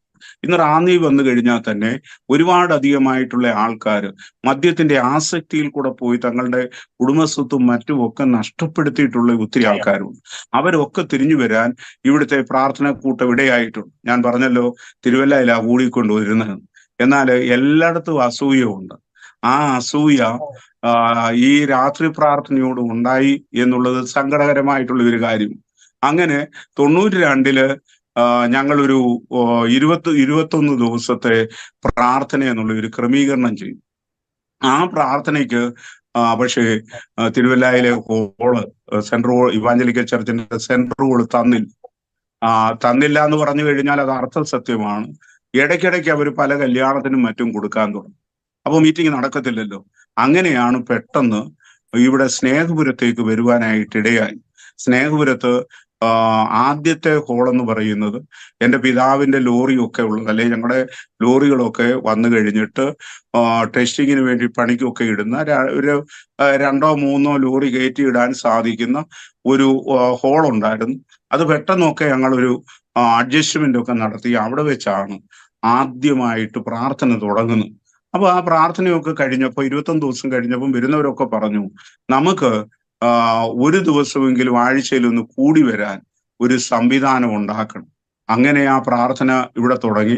അവൻ ചൊവ്വാഴ്ച പകലാണ് അന്ന് കൂടി വരാൻ തീരുമാനിച്ചത്. ആ തീരുമാനിച്ചു കഴിഞ്ഞപ്പോൾ ദൂരെ നിന്നുള്ള ആൾക്കാർ തിങ്കളാഴ്ച രാത്രി വരാൻ തുടങ്ങി. തിങ്കളാഴ്ച രാത്രി വന്നു കഴിയുമ്പോൾ ഇവര് മറ്റു പല കാര്യങ്ങളും അവരുടെ കുടുംബത്തിന്റെ കാര്യങ്ങളും ഒക്കെ പറയുന്നുകൊണ്ട് അതിനൊരു വ്യത്യാസം വരുത്താൻ വേണ്ടിയിട്ട് അവരെ കൂട്ടിയിരുത്തിക്കൊണ്ട് രാത്രി പ്രാർത്ഥിക്കാൻ തുടങ്ങി. അത് ഒരു പ്രധാനപ്പെട്ട പ്രാർത്ഥനയായി തിങ്കളാഴ്ച രാത്രിയിൽ ശരാശരി ഒരു 300-ലധികം ആൾക്കാർ പ്രഭാതം വരെ അന്ന് പ്രാർത്ഥനയ്ക്ക് ഉണ്ടായിരുന്നു. അപ്പോൾ പല പ്രാവശ്യം ഈ ഹോള് എക്സ്റ്റെൻഡ് ചെയ്തു. അതിന്റെ സൈഡിലോട്ട് ഇത് എന്തുവാ പറയുന്നത്, പിന്നെ ഷീറ്റ് ഇറക്കിയിട്ട് ക്രമീകരണം ചെയ്തു. പക്ഷെ അതുകൊണ്ടൊന്നും പറ്റാതെ വന്നു കഴിഞ്ഞപ്പോൾ ഒരു ദിവസം അപ്പൊ സ്നേഹപുരത്തിനുള്ള ഒരു പ്രത്യേകത, ഒരു പൈസ പോലും ഞങ്ങൾ ആരും ഇതിൻ്റെ അകത്ത് എടുത്തിട്ടില്ല. അപ്പോ അവിടെ സ്വോത്ര വഴിപാട് എടുക്കുന്നുണ്ടെങ്കിൽ IM-ന്റെ, ഇന്ത്യൻ ഇവാഞ്ചലിക്കൽ മിഷന്റെ പ്രവർത്തനത്തിന് വേണ്ടിയിട്ടുള്ളതാണ്. അപ്പൊ അതല്ലാതെ മറ്റുള്ള ഒരു പിരിവോ മറ്റുള്ള കാര്യങ്ങളോ യാതൊന്നും നടത്താത്ത ഒരു രീതിയിൽ കൂടെയാണ് പൊയ്ക്കൊണ്ടിരുന്നത്. അപ്പോഴ് ഇവിടെ ഇങ്ങനെ വന്നു കഴിഞ്ഞപ്പോൾ ഒരു ഹോള് തീരാതെ ബുദ്ധിമുട്ടാണ് എന്നുള്ള ഒരു സ്ഥിതി മനസ്സിന്റെ അകത്തുണ്ട്. ആ സമയത്താണ് CSIയിലെ മൈക്കിൾ ജോൺ ബിഷപ്പ് കടന്നു വരുന്നു. അദ്ദേഹം ഒരു ലാസ്റ്റിലത്തെ 98 മെയ് മാസം 31 പ്രാർത്ഥന അവസാനിക്കുകയാണ്. 30 ദിവസത്തെ പ്രാർത്ഥന അവസാനിക്കുന്നു. അതിൽ പങ്കുകൊള്ളുന്നതിന് വേണ്ടിയിട്ടാണ്, അതിന്റെ മെസ്സേജ് തരുന്നതിന് വേണ്ടിയിട്ടാണ് അദ്ദേഹം കടന്നു വന്നു. അദ്ദേഹം കടന്നു വന്നു കഴിഞ്ഞായിട്ടുള്ള സന്ദർഭത്തിൽ അദ്ദേഹം പറഞ്ഞു, ഈ ഹോളിന്റെ അന്ന് നല്ലൊരു മഴയുള്ള സമയം, നിങ്ങൾ മഴ നനഞ്ഞു, എല്ലാം അകത്തും പുറത്തുമായിട്ട് ആൾക്കാർ നിൽക്കുന്നു. അകത്തുള്ളവർക്കും മഴയുടെ പ്രയാസമുണ്ട്. ഈ ഓടിന്റെ വിടവിൽ കൂടെ വെള്ളം താഴേക്ക് വരുന്നുണ്ട്. പഴയ കെട്ടിടമാണത്. അപ്പൊ അദ്ദേഹം പറഞ്ഞു, ഞാനൊരു കല്ലിട്ടിട്ട് പോവുക, പ്രാർത്ഥിച്ചിട്ട് പോവുക. അടുത്ത വർഷം വരുമ്പോഴത്തേക്ക് ഇവിടെ മനോഹരമായിട്ടുള്ള ഒരു ഹോൾ ഉണ്ടാകണം. ഈ പഴയ ഹോളിന്റെ പുറകിൽ അദ്ദേഹം ഒരു കല്ലെടുത്ത് പ്രാർത്ഥിച്ചു, അവിടെ ഇട്ടിട്ട് പോയി. എങ്ങനെയാ യഹോവയാൽ സംഭവിച്ചു എന്ന് പറഞ്ഞ പോലെ ഇപ്പോഴ് സ്നേഹപുരത്തെ പ്രധാന ഹോള് 100 അടി നീളവും 50 അടി വീതിയും 5000 സ്ക്വയർ ഫീറ്റ് ഉള്ള ആ ഹോള് പലപ്പോഴും ഈ കോവിഡിന് മുമ്പ് നിറഞ്ഞ് കവിയുന്ന അനുഭവം ഉണ്ടായിട്ടുണ്ട്. എന്നാൽ കോവിഡിന്റെ സമയം വന്നപ്പോൾ ഈ ഹെൽത്തുകാര് പിന്നീട് മീറ്റിംഗ് നടത്തരുതെന്ന് പറഞ്ഞു. പിന്നീട് അതിന് മുടക്കം തട്ടി. അതോടുകൂടെ ശാരീരികമായിട്ടുള്ള ചില പ്രയാസങ്ങളും എനിക്കുണ്ടായി കഴിഞ്ഞപ്പോൾ ഇപ്പോഴും ചൊവ്വാഴ്ച പകലത്തെ പ്രാർത്ഥനയുണ്ട്, മുഴുരാത്രി പ്രാർത്ഥന ഇല്ല. എന്ന ഇടയ്ക്ക് 2-3 പ്രാവശ്യം നടത്തി. ആൾ ചുരുക്കമാണെങ്കിലും പ്രഭാതം വരെ ആ പ്രാർത്ഥന കൊണ്ടുപോകാനായിട്ട് ഇടയായി. ഒരു പ്രദേശത്ത് എല്ലാവർക്കും വേണ്ടുന്ന ഭക്ഷണം ഒരുക്കുന്നതിനുള്ള തൊഴിൽ കൊടുത്തുകൊണ്ടിരുന്നത് എൻ്റെ പിതാവ്. അപ്പോ അന്ന് ഞാൻ സ്കൂളിലൊക്കെ പോയി കഴിയുമ്പോൾ പെൺകുട്ടികൾക്ക് തന്നെ മാല കഴുത്തേലില്ല. ആ സമയത്ത് കഴുത്തേ കനത്തെ ഒരു മാലയൊക്കെ ഇട്ടുകൊണ്ടൊക്കെയാ പോകുന്നത്. ഞാൻ ഏതാണ്ട് സമ്പന്നതയുടെ അതിൻ്റെ അകത്ത് ഒത്തിരി ആഹ്ലാദിക്കുകയോ അഹങ്കരിക്കുകയോ ഒക്കെ ചെയ്ത ആളാണ്. എന്നാൽ 1969 ഞാൻ 10ാം ക്ലാസ് കഴിഞ്ഞു 70 കോളേജിലേക്ക് പോകുന്ന സമയത്ത് എൻ്റെ പിതാവിന്റെ ബിസിനസ് മുഴുവൻ 69 തകർന്നു. ഒരുപാട് പൈസ കടം. അത് റാന്നിയിലത്തെ ഒരു ബാങ്കിൽ മാത്രം 5 ലക്ഷം രൂപയോളം അന്നത്തെ സമയത്ത് കടമുണ്ട്. റാന്നി കോളേജിൽ പോകുന്നതിന് 10 പൈസ മതി ബസ്സിന്. അത് തരാൻ എൻ്റെ അപ്പൻ്റെ ഇല്ലായിരുന്നു. ഇന്നത്തെ മെയിൻ ഹോള് ഇരിക്കുന്ന സ്ഥാനത്ത് കുറച്ച് ഞാലിപ്പൂവൻ ഉണ്ടായിരുന്നു. അതിൻ്റെ ഇല വിറ്റാണ് ഞങ്ങള് അന്ന് ചെലവ് കഴിഞ്ഞുകൊണ്ടിരുന്നത്. 100 ഇല കൊടുത്താൽ 50 പൈസ കിട്ടുമെന്ന് പാസ്റ്റർക്ക് മനസ്സിലായോ? അപ്പൊ അതുകൊണ്ട് പണം വന്നാൽ എത്ര ഉള്ളെന്നുള്ളത് എനിക്ക് മനസ്സിലായതുകൊണ്ട് ഈ പണം എന്നെ ഒരിക്കലും ആകർഷിച്ചിട്ടില്ല. ഈ കടബാധ്യതകളെല്ലാം കൂടെ 69 വന്ന കടബാധ്യതകൾ 74 മാറി പാസ്റ്റർ വന്നിട്ടുണ്ടല്ലോ. എൻ്റെ വീട് ഉൾപ്പെടെ എൻ്റെ പിതാവ് അങ്ങനെയാണ് തീർത്തത്.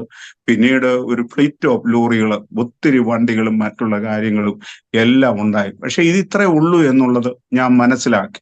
പിന്നെ ഈ കൈ കോർത്ത് പിടിച്ച് പ്രാർത്ഥിക്കുന്നതിൻ്റെ ഒരു പ്രത്യേകത എന്ന് പറഞ്ഞാൽ ഇംഗ്ലീഷിൽ ഒരു വാക്കുണ്ട്, ഫെലോഷിപ്പ്. നമ്മളെ ക്രിസ്ത്യാനികൾ അതങ്ങ് കടമെടുത്തതാണ്. ഈ ഫെലോഷിപ്പ് എന്ന് പറയുന്ന വാക്ക് കപ്പൽ യാത്രയോടുള്ള ബന്ധത്തിലാണ് ഉണ്ടായത്. ഫെലോസിനേഷിപ്പ, അതായത് പഴയ കാലത്തെ പായ്ക്കപ്പലുകളുടെ മുകളില് ആൾക്കാർ കയറി നിൽക്കും വേലൊക്കെ ഒന്ന് ആറിക്കഴിയുമ്പോൾ. അപ്പൊ മുകളിൽ കയറി നിൽക്കുന്ന ആൾക്കാരെ സംബന്ധിച്ചിടത്തോളം അവര് ചീറിയടിക്കുന്ന ആ കാറ്റെടുത്ത് അവരെ വെള്ളത്തിലിടും. ആ കപ്പലിന്റെ ചുറ്റിനും ഈ കൊലയാളി തിമിംഗലങ്ങൾ കാണും. താഴെ വീഴുന്നവനെ തിമിംഗലം തിന്നും.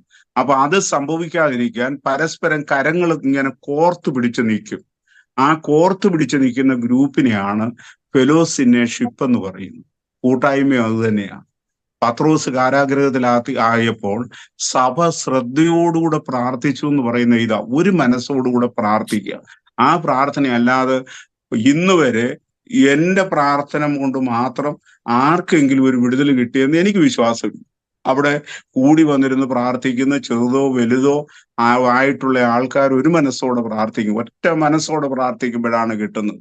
മറ്റൊന്ന് ഒരു സംഭവം കൂടെ ഞാൻ പറയാം. ഒരിക്കല് ഒരു മുസ്ലിം സഹോദരി, അവര് തിരുവല്ലയില് ചുമത്ര എന്ന് പറയുന്ന സ്ഥലത്തു നിന്നാണ് വരുന്നത്. അവര് വന്നു കഴിഞ്ഞതിന് ശേഷം കരയാൻ തുടങ്ങി. അവരുടെ ഏക മകൻ ബഷീർ സൗദി അറേബ്യയിലാണ്.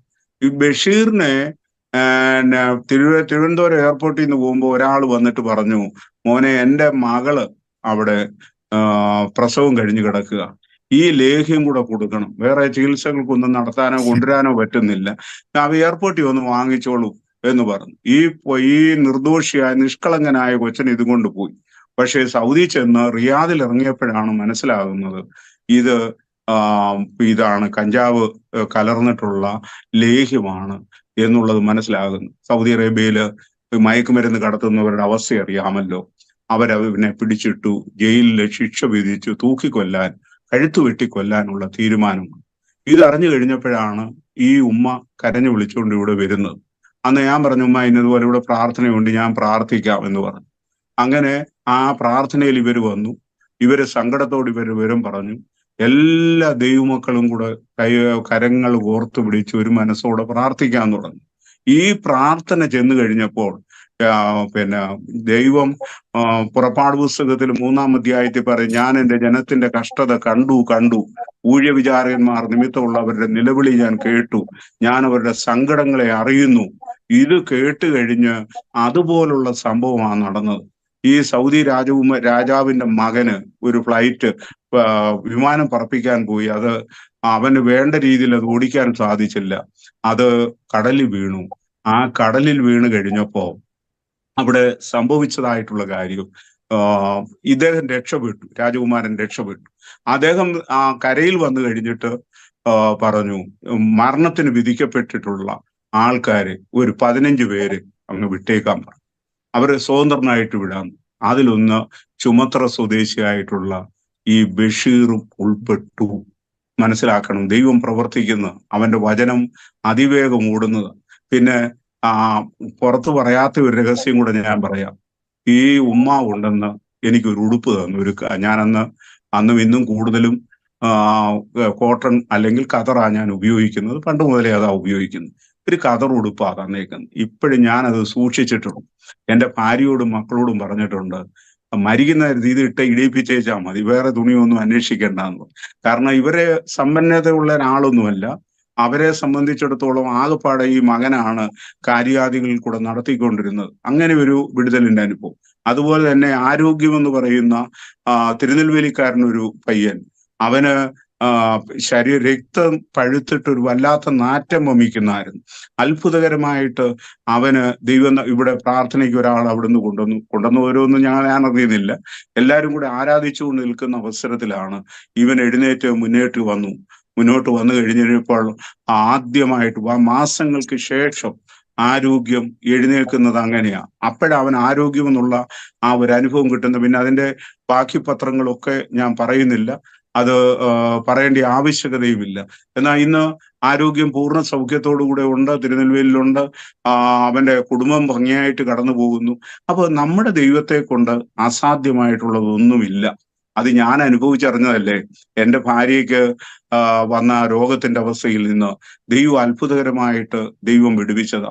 അപ്പൊ ഞാനിത് ഓർപ്പിക്കാനായിട്ട് ആഗ്രഹിക്കുന്നത് നമ്മുടെ ജീവിതത്തിലെ ഒരു പ്രത്യേകതയായി. അതില് തിങ്കളാഴ്ച രാത്രിയിലത്തെ പ്രാർത്ഥന എന്ന് പറയുന്നത് തിങ്കളാഴ്ച പോയിട്ട് 7 മണിക്കൊന്നും അല്ല തുടങ്ങുന്നത്. തിങ്കളാഴ്ച രാവിലെ മുതലേ ഞാൻ ഉപവാസമായിരിക്കും. എൻ്റെ കൂടെയുള്ള സഹോദരന്മാർ ഉപവാസമായിരിക്കും. ആ പ്രാർത്ഥന വന്നു കഴിഞ്ഞിട്ട് അവസാനിക്കുന്നത് ചൊവ്വാഴ്ച പകലത്തെ മീറ്റിംഗ് കൂടെ കഴിഞ്ഞ.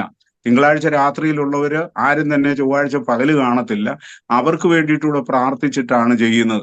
പിന്നെ അത് കഴിയുമ്പോഴത്തേക്ക് എവിടെയെങ്കിലും ഒക്കെ മീറ്റിങ്ങുകൾ കാണുന്ന ഓരോരുത്തർ ഭാരങ്ങളും പ്രയാസങ്ങളുമായിട്ടും ഒക്കെ കടന്നു വന്നു. ഒരു സാധാരണ മനുഷ്യന് പറയാൻ അല്ലെങ്കിൽ വിശദീകരണം കൊടുക്കാനാകാത്ത ഒരു സംഭവം ഞാൻ പറയാം. തൃശ്ശൂര് ഒരു മീറ്റിംഗ് കഴിഞ്ഞ് ചാലാമ്പാടം എന്ന് പറയുന്ന സ്ഥലത്താണ് 3 ദിവസത്തെ പ്രാർത്ഥന കഴിഞ്ഞ് പ്രഭാതത്തോടു കൂടിയാണ് വീട്ടിൽ വരുന്നത്. അപ്പോ ആ 3 ദിവസവും ഉപവാസ പ്രാർത്ഥനയാണ്. ഉപവാസ പ്രാർത്ഥനയ്ക്ക് എനിക്ക് നിർബന്ധമുണ്ട്. ഭക്ഷണം ഞാൻ കഴിക്കത്തില്ല. കഴിയുകയാണെന്നുണ്ടെങ്കിൽ ഉപവാസം പറയേണ്ട കാര്യമില്ലല്ലോ. അതുകൊണ്ട് ശുശ്രൂഷയ്ക്ക് പോവുകയാണെങ്കിൽ എത്ര ശാരീരിക ക്ഷീണമുണ്ടെങ്കിലും ഞാൻ കഴിക്കാറില്ല.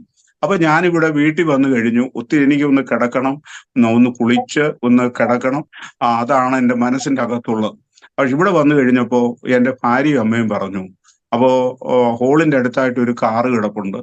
അവര് പറഞ്ഞു തിരുവനന്തപുരത്ത് നിന്ന് ഒരു കൂട്ടം ആൾക്കാർ വന്നതാ, അവര് കാണാനാ വന്നേ. ഞാൻ പറഞ്ഞു ദൈവം തമ്പുരാൻ പറഞ്ഞാലും എന്നെ കൊണ്ട് പറ്റത്തില്ല. കാരണം ഈ 6-7 മണിക്കൂർ യാത്ര ചെയ്ത് ഒരു 3 ദിവസത്തെ ഉപവാസ പ്രാർത്ഥനയും കഴിഞ്ഞു വന്നതാ, എനിക്കൊന്ന് കിടക്കണം.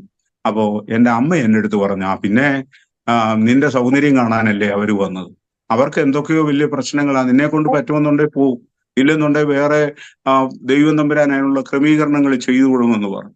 ഞാൻ ഏതായാലും അമ്മയെ നിഷേധിക്കുന്ന ഒരു സ്വഭാവം എനിക്ക് ഇല്ലാത്തത് കൊണ്ട് ഞാൻ അവരോട് പറഞ്ഞിരുന്നു. അപ്പൊ അവരുടെ മകള് പഠിക്കാൻ ഭയങ്കര മിടുക്കിയായിരുന്നു, തിരുവനന്തപുരത്തെ വലിയൊരു കോളേജിൽ പഠിക്കുകയാണ്. ആ പെൺകുട്ടിയുടെ ബർത്ത്ഡേക്ക് ശേഷം അവള് ആരോടും സംസാരിച്ചിട്ടില്ല. ആഘോഷം നടന്ന് ഇരിക്കുമ്പോൾ എപ്പോഴാണെന്നറിയത്തില്ല, ഇരിക്കുന്ന ഇരിപ്പിൽ തന്നെ പ്രാഥമിക കൃത്യങ്ങളെല്ലാം നിർവഹിക്കുന്ന ഒരനുഭവമാണ്.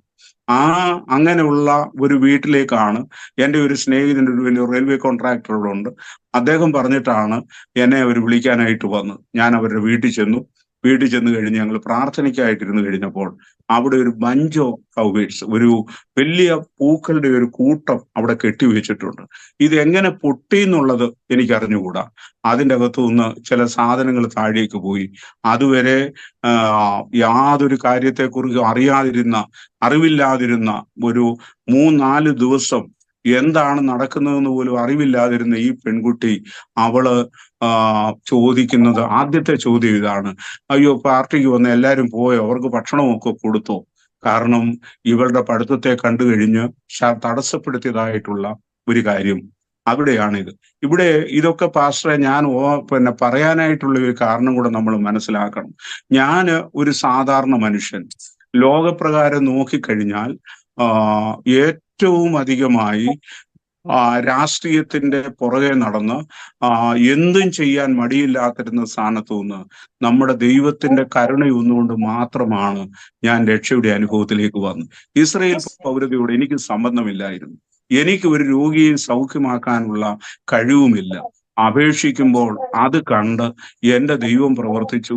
അതിന്റെ സകല മഹത്വവും അവനാ കൊടുക്കേണ്ടത്.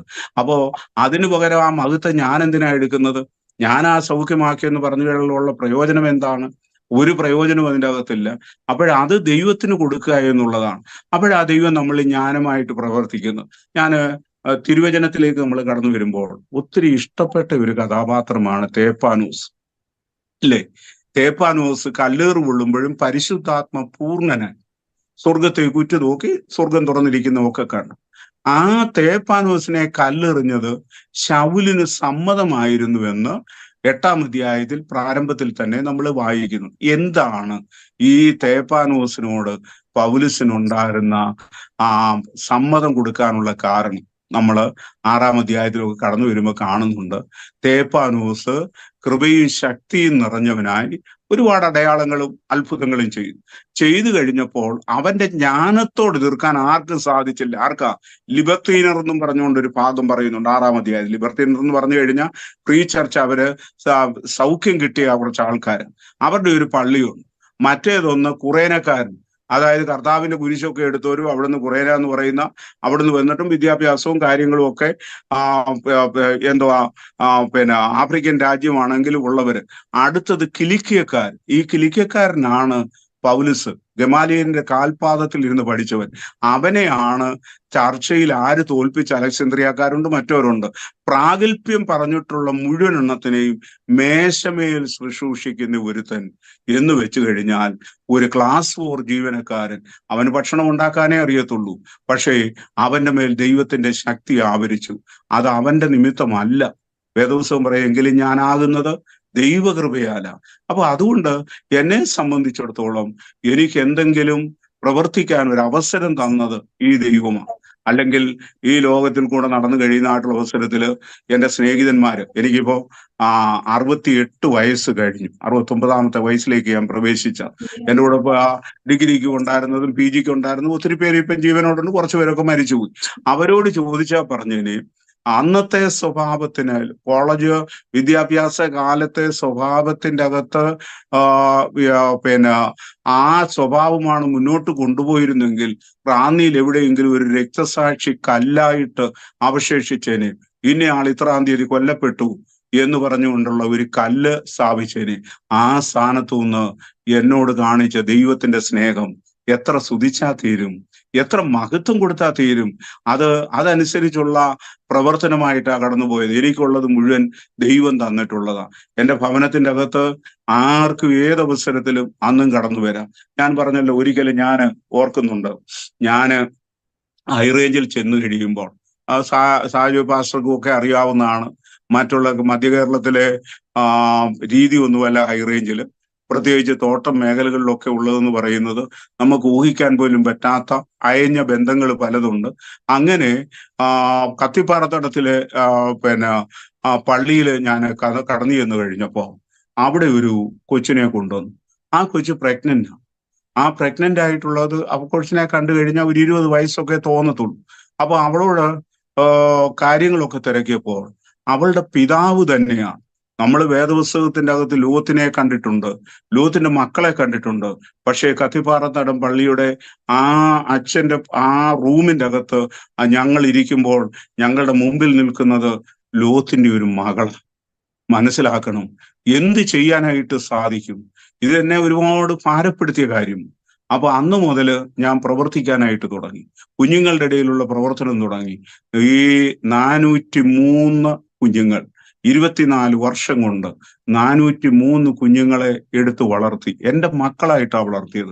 അവരോട് ഞാൻ പറയുമായിരുന്നു, എവിടെയെങ്കിലും ചെല്ലുമ്പോൾ നിങ്ങളോട് ആരാണ് നിങ്ങളുടെ പപ്പനെന്ന് ചോദിച്ചാൽ ധൈര്യത്തോടെ പറഞ്ഞു, സ്നേഹപുരത്തെ ബാബുസാറാ, നിങ്ങൾ എൻ്റെ മക്കളാ, എനിക്ക് ഒരു മടിയുമില്ല, അതിൻ്റെ അകത്ത് വീട്ടിൽ നിർത്താൻ പറ്റത്തില്ല എന്ന് പറഞ്ഞിട്ടുള്ളവരുണ്ട്. സ്ഥാപനം വിട്ട് ഓടിപ്പോകുമെന്ന് പറഞ്ഞവരുണ്ട്. അവരാരും എങ്ങും ഓടിപ്പോയിട്ടില്ല. അത് ഉരുളരെന്ന് പറയുന്ന ഒരു ജാതിയുണ്ട്, അത് ട്രൈബിന്റെ ഏറ്റവും താഴേക്കിടയിലുള്ളതാണ്. അവിടെയുള്ള കുഞ്ഞുങ്ങൾ വന്നിട്ട് ഇവിടെ പഠിച്ചു കഴിഞ്ഞ ഒരു ഡോക്ടറായവരുണ്ട്. അതിലുപരി പ്രഭുദാസ്, അജിന്, ജോൺസന്, പിന്നെ ശിശില്, ഇങ്ങനെയുള്ള സുവിശേഷ വേലയ്ക്ക് വേണ്ടിയിട്ട് പ്രതിഷ്ഠിച്ചിട്ടുള്ള എത്രയോ പേരുണ്ട്. എത്രയോ പേര് കർത്താവിന്റെ വേലയിലുണ്ട്. പ്രഭുദാസ് വിക്കനായിട്ടുള്ള ഒരു കൊച്ചനായിരുന്നു, പക്ഷെ ഇന്ന് അവൻ പ്രഗത്ഭനായിട്ടുള്ള ഒരു പ്രസംഗകന്. അജിന് മെഡിക്കൽ സയൻസ് അനുസരിച്ച് ഇനി ഒരു സൗഖ്യമില്ല എന്ന് പറഞ്ഞ കുടൽ അളിഞ്ഞു പോകുന്ന രോഗമായിരുന്നു. ഇന്ന് വെൺമണി മാർത്തോമാപ്പള്ളിയില് അവൻ അവിടുത്തെ ശുശ്രൂഷകന്മാരിൽ BA ഒക്കെ കഴിഞ്ഞ് കോമ്പാടിയിലെ പഠിത്തം കഴിഞ്ഞു. ഇപ്പൊ അവിടെ 1 കൊല്ലത്തെ 1.5 കൊല്ലത്തെ വേണ്ടിയ ട്രെയിനിങ് ഉണ്ട്. അതിനുശേഷം ദൈവം അനുവദിക്കുന്നുവെങ്കിൽ കോട്ടയത്ത് സെമിനാരിയിലേക്ക് BD കോഴ്സിന് വേണ്ടിയിട്ട് കടന്നു പോവുക. അപ്പൊ ഇതിനേക്കാൾ കൂടുതൽ എന്താ യോഹന്നാൻ പറയുന്ന പോലെ എൻ്റെ മക്കൾ സത്യത്തിൽ നടക്കുന്നു എന്നറിയുന്നതിലൊഴികെ മറ്റൊരു സന്തോഷവുമില്ലാത്ത ഒരു അവസരം. അപ്പോ ഇത് ഞാൻ ഓർപ്പിക്കുന്നത്, എൻ്റെ വേലയെ സംബന്ധിച്ചിടത്തോളം എനിക്ക് യാതൊരു വിധത്തിലുള്ള പുറകോട്ട് തിരിഞ്ഞു നോക്കുമ്പോൾ അർഹതയില്ലാത്ത കാര്യങ്ങൾ ദൈവം ചെയ്തിട്ടുണ്ട്. ഇപ്പോഴും എനിക്ക് ബുദ്ധിമുട്ടുകൾ ശാരീരികമായിട്ട് ഒത്തിരി കാര്യങ്ങളുണ്ട്. പക്ഷെ എന്ന് വരികില് ഞാൻ പറയട്ടെ, ഈ ശാരീരിക ബുദ്ധിമുട്ടുകൾ ഉണ്ടെങ്കിലും ഒരു സ്ഥലത്ത് പോലും എന്നോട് പ്രസംഗിക്കാൻ പറഞ്ഞാൽ വയ്യാന്ന് ഞാൻ പറയത്തില്ല, ഞാൻ തയ്യാറായിട്ടില്ലെന്ന് ഞാൻ പറയത്തില്ല. കാരണം ഞാൻ അതിനെ സാധാരണ നിങ്ങളെയൊക്കെ പഠിപ്പിക്കുമ്പോഴും പറയുന്ന കാര്യമായിരുന്നു. മാരാമൺ കൺവെൻഷൻ എനിക്ക് പ്രസംഗിക്കാൻ വേദി കിട്ടത്തില്ലെന്ന് എനിക്ക് നല്ല നിശ്ചയമുണ്ട്. പക്ഷെ മാരാമണ്ണ് പോകുമ്പോഴും ഒരു പ്രസംഗം എൻ്റെ കൈവശം കാണുക. ആരെങ്കിലും മെത്രാപ്പൊലീത്തായ്ക്ക് വയ്യാതെയായി, അച്ഛന്മാർക്ക് വയ്യാതെയായി, ഒരാൾ പ്രസംഗിക്കാൻ വേണമെന്ന് പറഞ്ഞു കഴിഞ്ഞാൽ എന്നോട് പറഞ്ഞാൽ പ്രസംഗിക്കാനുള്ള ഒരു കുറിപ്പ് നമ്മുടെ കയ്യിലുണ്ട്. ഇപ്പോഴും അത് തന്നെയാണ്. ഇന്ന് പകലും ഒരു BBSന്റെ ഉദ്ഘാടനം അത് നിർവഹിച്ചതിന് ശേഷം ഇരുന്നുകൊണ്ടാ ചെയ്യുന്നത്. ഒരുപാട് ബലഹീനതകളുണ്ട്, ശരീരത്തിന്റെ പ്രയാസങ്ങളുണ്ട്. എന്നെ പരിശോധിച്ച ഡോക്ടർ ഒരിക്കൽ പറഞ്ഞു, ഈ അടുത്ത സമയത്ത് പറഞ്ഞു, 41% ശ്വാസകോശത്തിന് തകരാറുണ്ട്. അത് ശരിയാ, ഈ 41% തകരാറുണ്ട്, ബാക്കി 59 ഉള്ളൂ എന്ന് പറഞ്ഞുകൊണ്ട് ഞാൻ മൗനമായിട്ടിരുന്നാൽ 41% അതിന്റെ കേട് മാറുമോ? അവർ പറഞ്ഞു ഇനി അത് ശരിയാകത്തില്ലെന്ന്. എന്നാ പിന്നെ ഉള്ളത് വെച്ചുകൊണ്ട് ചെയ്യാവുന്ന പണി ചെയ്യാന്ന് കണ്ടുകൊണ്ടുള്ളതായിട്ടുള്ള അപ്പോ അതുകൊണ്ട് ദോഷമൊന്നും വന്നിട്ടില്ല. എനിക്ക് ദൈവം സാർ 3 മക്കളെ, ഞാൻ വളർത്തിയ കുഞ്ഞുങ്ങളെ കൂടാതെ 3 മക്കളെ തന്നിട്ടുണ്ട്. മൂത്തയാള് ഇവാഞ്ചലിക്കൽ ചർച്ചിലെ ഒരു പട്ടക്കാരനാണ്. അദ്ദേഹം BA MA വരെ പഠിച്ചത് SB കോളേജിൽ നിന്നാണ്. അത് കഴിഞ്ഞിട്ട് പൂനായിലെ UBSC നിന്ന് BD എടുത്തു. കോട്ടയത്ത് പഴയ സെമിനാരിൽ FFRC നിന്ന് MDH തിയോളജിയിൽ പാസ്സായി. പിന്നീട് ഒരു സെമിനാരിയിലെ മദ്രാസിലുള്ള ഒരു സെമിനാരിയിലെ അക്കാഡമിക് ഡീനായിരുന്നു. അദ്ദേഹത്തിന്റെ ഭാര്യയും 2 കുഞ്ഞുങ്ങളും ഉണ്ട്. ഭാര്യ ഒരു അധ്യാപികയാണ്. അപ്പോ എനിക്ക് സുഖമില്ലെന്ന് അറിഞ്ഞപ്പോ അവരിവിടെ വന്നു. ഇപ്പൊ അവരെന്നോട് കൂടെ ഉണ്ട്. 2ാമത്തെ മകൾ ഒരു ഡോക്ടറാണ്. ഇളയ മകന് MES കോളേജിൽ എരുമേലിലെ ഒരു അധ്യാപകനായിരുന്നു. അദ്ദേഹം ഇപ്പോഴ് ദുബൈയില് ഒരു സ്കൂളില് വർക്ക് ചെയ്യുന്നു. അദ്ദേഹത്തിന്റെ ഭാര്യ ഇവിടെയാണ്. മകൾക്കൊരു മകനുണ്ട്. അപ്പോ ഇതൊക്കെയാണ് നമ്മുടെ സ്ഥിതി എന്ന് പറയുന്നത്. എന്നാൽ എനിക്ക് ഏറ്റവും വലിയ സന്തോഷം, അനന്തരം ഒരു തലമുറ പാസ്റ്റർ സാജു മുതൽ ഇങ്ങോട്ട് വന്നു കഴിഞ്ഞ് ഏറ്റവും അവസാനമായിട്ടുള്ളത് സഹോദരി ബീന വരെ കർത്താവിന്റെ വേലക്കാരായിട്ട് ഏതാണ്ട് 100ഓളം പേര് എൻ്റെ പിൻഗാമികളായിട്ടുണ്ട്. അതാണ് ഏറ്റവും വലിയ ഒരു ഭാഗ്യം. അതിൽ കൂടി ഒരു ഭാഗ്യം ജീവിതത്തിന്റെ അകത്തില്ല. അതായത് അത്രയെങ്കിലും ഒന്നുമില്ലാതിരുന്ന എനിക്ക് ചെയ്യാനായിട്ട് സാധിച്ചല്ലോ. അത് ചിലരുടെ രോഗങ്ങളെ കർത്താവ് മാറ്റിയിട്ടുണ്ട്, ചിലരുടെ പ്രതിസന്ധികളെ കർത്താവ് മാറ്റിയിട്ടുണ്ട്, ചിലരുടെ വേദനകൾക്കൊക്കെ അവസാനം കൊടുത്തിട്ടുണ്ട്. അതിനൊക്കെ നമ്മളെ എടുത്തത് ഈ ഒരു പ്രത്യേകമായിട്ടുള്ള ഒരു കാര്യമാണ്. കാരണം എന്നോട് ചോദിച്ചു കൊള്ളുക, ദൈവത്തോട് എന്ത് ചോദിച്ചിട്ടുണ്ടോ അത് ദൈവം തരാതിരുന്നിട്ടില്ല. അത് വളരെ വ്യക്തമായിട്ടുള്ള ഒരു കാര്യമാണ്. ഞാൻ ഓർക്കുന്നുണ്ട്, ഈ സിംബാബ്വേയിൽ നിന്ന് ഒരു ടീം ഇവിടെ വന്നു. പാസ്റ്റർ മൈക്കിൾ മെറ്ററ്റായും അതുപോലെ തന്നെ പാസ്റ്റർ ഹെൻറി മൂഷാരി. മൈക്കിൾ മെറ്ററ്റ 4ാമത്തെ വയസ്സ് വരെ മനുഷ്യമാംസം തിന്നയാളാണ്. സുവിശേഷം പറഞ്ഞ് അവർ രക്ഷിക്കപ്പെട്ട് ഫാമിലി ചർച്ച് ഓഫ് ഗോഡ് എന്ന് പറയുന്ന വലിയൊരു സഭ. അദ്ദേഹം പറയുന്നത് അവരുടെ സഭയെ കൂടുതൽ ഉയർത്താനൊന്നും ആളില്ല കേട്ടോ, കാരണം അവർക്ക് സമ്പത്തൊന്നുമില്ല. ഒരു ദിവസം പാസ്റ്റർ ഹെൻറി മൂഷാരിയുടെ സഭയിൽ മാത്രം ഏതാണ്ട് 50,000 പേരിൽ കൂടുതൽ സ്നാനപ്പെടുന്നു എന്നാണ് അദ്ദേഹം പറഞ്ഞത്. അത്രമാത്രമുണ്ട്. കാരണം എല്ലാം സാധാരണക്കാരാണ്, ആഫ്രിക്കക്കാരായിട്ടുള്ള ആൾക്കാരാണ്. ഇവിടെ വന്നു കഴിഞ്ഞതിന് ശേഷം അദ്ദേഹം എൻ്റെ അടുത്ത് പറഞ്ഞു, തിരിച്ചു പോകാൻ നിങ്ങൾ എന്നെ സഹായിക്കും, എനിക്കറിയാമെന്ന് പറഞ്ഞു. വാസ്തവമാ, അവരിവിടെ ഇന്ത്യയിലുള്ള സുവിശേഷ വേലയ്ക്ക് വേണ്ടിയിട്ട് കാണാൻ വേണ്ടിയിട്ട് വന്നതാണ്. ഈ ദൈവദാസനെയൊക്കെ നമ്മൾ സഹായിച്ചതിന്റെ വിവരങ്ങളൊന്നും അതിൻ്റെ അകത്ത് വിഷയമല്ല. ഞാനിത് ഓർപ്പിച്ചത് അവരെ കുറിച്ചൊന്നും വലുതായിട്ടൊന്നും പറയാനില്ല. പക്ഷേ അവിടെയും കടന്നുപോയി അവരോടും സുവിശേഷം പറയുവാൻ അദ്ദേഹത്തിന്റെ ഇടങ്കൈ വലങ്കൈ അറിയാതെ ഇരുന്നതായിട്ടുള്ള ആൾക്കാരോട് എൻ്റെ ഭാഷയിൽ പറഞ്ഞു, പരിഭാഷ അവർ നടത്തി. കാര്യാദികൾ എന്തുമാട്ടെ ദൈവം ഇത്രത്തോളം നടത്തി. അതോർത്ത് ഞാൻ ദൈവത്തെ സ്തുതിക്കുന്നു. എല്ലാവരുടെയും പ്രാർത്ഥന അത്യന്താപേക്ഷിതമാണ്. ഒന്നെനിക്കറിയാം, യഹോവയിൽ ആശ്രയിക്കുകയും യഹോവ തന്നെ ആശ്രയമായിരിക്കുകയും ചെയ്യുന്ന മനുഷ്യൻ ഭാഗ്യവാൻ. അങ്ങനെയുള്ള പ്രാർത്ഥിച്ചാൽ രോഗികൾ സൗഖ്യമാകും, പ്രയാസങ്ങൾ മാറും. അത് എൻ്റെ ആണെന്നൊന്നും പറയരുതെന്നുള്ളതേ ഉള്ളൂ. അതെല്ലാം ദൈവത്തിൻ്റെതാണ്, എല്ലാം ദൈവത്തിൻ്റെതാ. സകല മഹത്വത്തിന്. കാരണം ഒരു കാര്യം കൂടെ പാസ്റ്ററെ, ദൈവം തന്റെ മഹത്വം മറ്റൊരുത്തന് വിട്ടുകൊടുക്കത്തില്ല. ദൈവം തന്റെ മഹത്വം അവനാ പ്രവർത്തിച്ചത്, അവിടുന്നാ പ്രവർത്തിച്ചത്, അവന് കൊടുക്കുക. അതിന് നമുക്ക് സാധിക്കണം. കേരളത്തിൽ അറിയപ്പെടുന്ന ഏതൊക്കെ കൺവെൻഷനുകളിൽ സാറ് പ്രസംഗിച്ചിട്ടുണ്ട്? അപ്പൊ മേലുകാവ് CSI ഈസ്റ്റ് കേരള മഹായിടവയുടെ കൺവെൻഷനിൽ 25 വർഷമായിട്ട് സാറ് എല്ലാ കൺവെൻഷനിലും പ്രസംഗിക്കുന്ന ഒരു വ്യക്തിയാണെന്നാണ് എൻ്റെ ഒരു അറിവ്. അതുപോലെ കേരളത്തിൽ അറിയപ്പെടുന്ന മാർത്തോമ സഭയായാലും CSI ഇവാഞ്ചലിക്കൽ പെന്തക്കോസ്റ്റൽ ഇതുപോലുള്ള കൺവെൻഷൻ സ്റ്റേജുകളിൽ സാർ എവിടെയൊക്കെ പ്രസംഗിച്ചിട്ടുണ്ട്? ഒന്ന്, ഞാന് മിക്കവാറും ഉള്ള ചർച്ചസിന്റെ ഒക്കെ പ്രധാന കൺവെൻഷന് പ്രസംഗിച്ചിട്ടുണ്ട്. എന്നാൽ തുടർച്ചയായിട്ട് പ്രസംഗിക്കുന്ന ഒന്നാണ് ഈസ്റ്റ് കേരള ഡയോസിസിന്റെ CSIയുടെ ഈസ്റ്റ് കേരള ഡയോസിസ് മേലുകാവ് കേന്ദ്രമാക്കിയിട്ടുള്ള ആ മഹായിടവയുടെ കൺവെൻഷനാണ്. എന്നെ അവിടേക്ക് കൂട്ടിക്കൊണ്ടു പോകുന്നത് CSIയുടെ മോഡറേറ്റർ KJ ശാമുവേൽ തിരുമേനിയാണ്. അതിനുശേഷം നമ്മുടെ ഈ കൂടത്തായി കേസൊക്കെ തെളിയിച്ചതായിട്ടുള്ള KG സൈമൺ സാറിന്റെ സഹോദരൻ KG ഡാനിയൽ ബിഷപ്പ്, പിന്നീട് ഇപ്പോഴത്തെ ബിഷപ്പ് വന്ന് VS ഫ്രാൻസിസ് ബിഷപ്പ്, ഇവരൊക്കെ കൊണ്ടുപോയി. ഇപ്പൊ ഈ 41ാമത് കൺവെൻഷനാണ് ഈ ഫെബ്രുവരി നടന്നത്. ആ കൺവെൻഷനുകളുടെ ഉള്ളില് ഏതാണ്ട് 26 കൺവെൻഷന് തുടർച്ചയായിട്ട് അവിടെ പ്രസംഗിക്കാനുള്ള ഒരു ഭാഗ്യം ദൈവം എനിക്ക് തന്നു. അതായിട്ടുള്ള കാര്യമാണ്. അതുപോലെ തന്നെ കുന്നംകുളം ഉള്ള ഡയോസിസിന്റെ മർദ്ദമ സഭയുടെ കൺവെൻഷന് പ്രസംഗിക്കാനായിട്ട് ഇടയായിട്ടുണ്ട്. ഇവാഞ്ചലിക്ക സഭയുടെ എല്ലാ ഡയോസിസ് കൺവെൻഷനും ബാഹ്യ കേരള കോൺഫറൻസിനും ഒക്കെ പ്രസംഗിക്കാനായിട്ട് ഇടയായിട്ടുണ്ട്. കൂടാതെ ബഹ്റിനിലുള്ള ബഹ്റിൻ മലയാളി ക്രിസ്ത്യൻ കോൺഗ്രിഗേഷൻ എന്ന് പറയുന്ന 13 സഭകളുടെ കൺവെൻഷന്, അങ്ങനെ കൺവെൻഷനെ കുറിച്ച് എണ്ണി പറയാമെന്നുണ്ടെങ്കിൽ കേരളത്തില് നമ്മുടെ സായാഹ്ന ദീപം എന്ന് പറയുന്ന ഒരു പിന്നെ ചർച്ച ഉണ്ട് കരിക്കത്ത്. അത് പാസ്റ്റർ ജോൺ വർഗീസിന്റെ. അത് കഴിഞ്ഞ വർഷവും ശാരീരിക ബുദ്ധിമുട്ടുണ്ടായിരുന്നെങ്കിലും ഞാനിവിടെ കടന്നുപോയി പ്രസംഗിച്ചപ്പോൾ മിക്കവാറും ഉള്ള സഭകളിൽ ഉള്ള ഒരുപാട് സഭകളിലുള്ളത് പ്രസംഗിച്ചിട്ടുണ്ട്.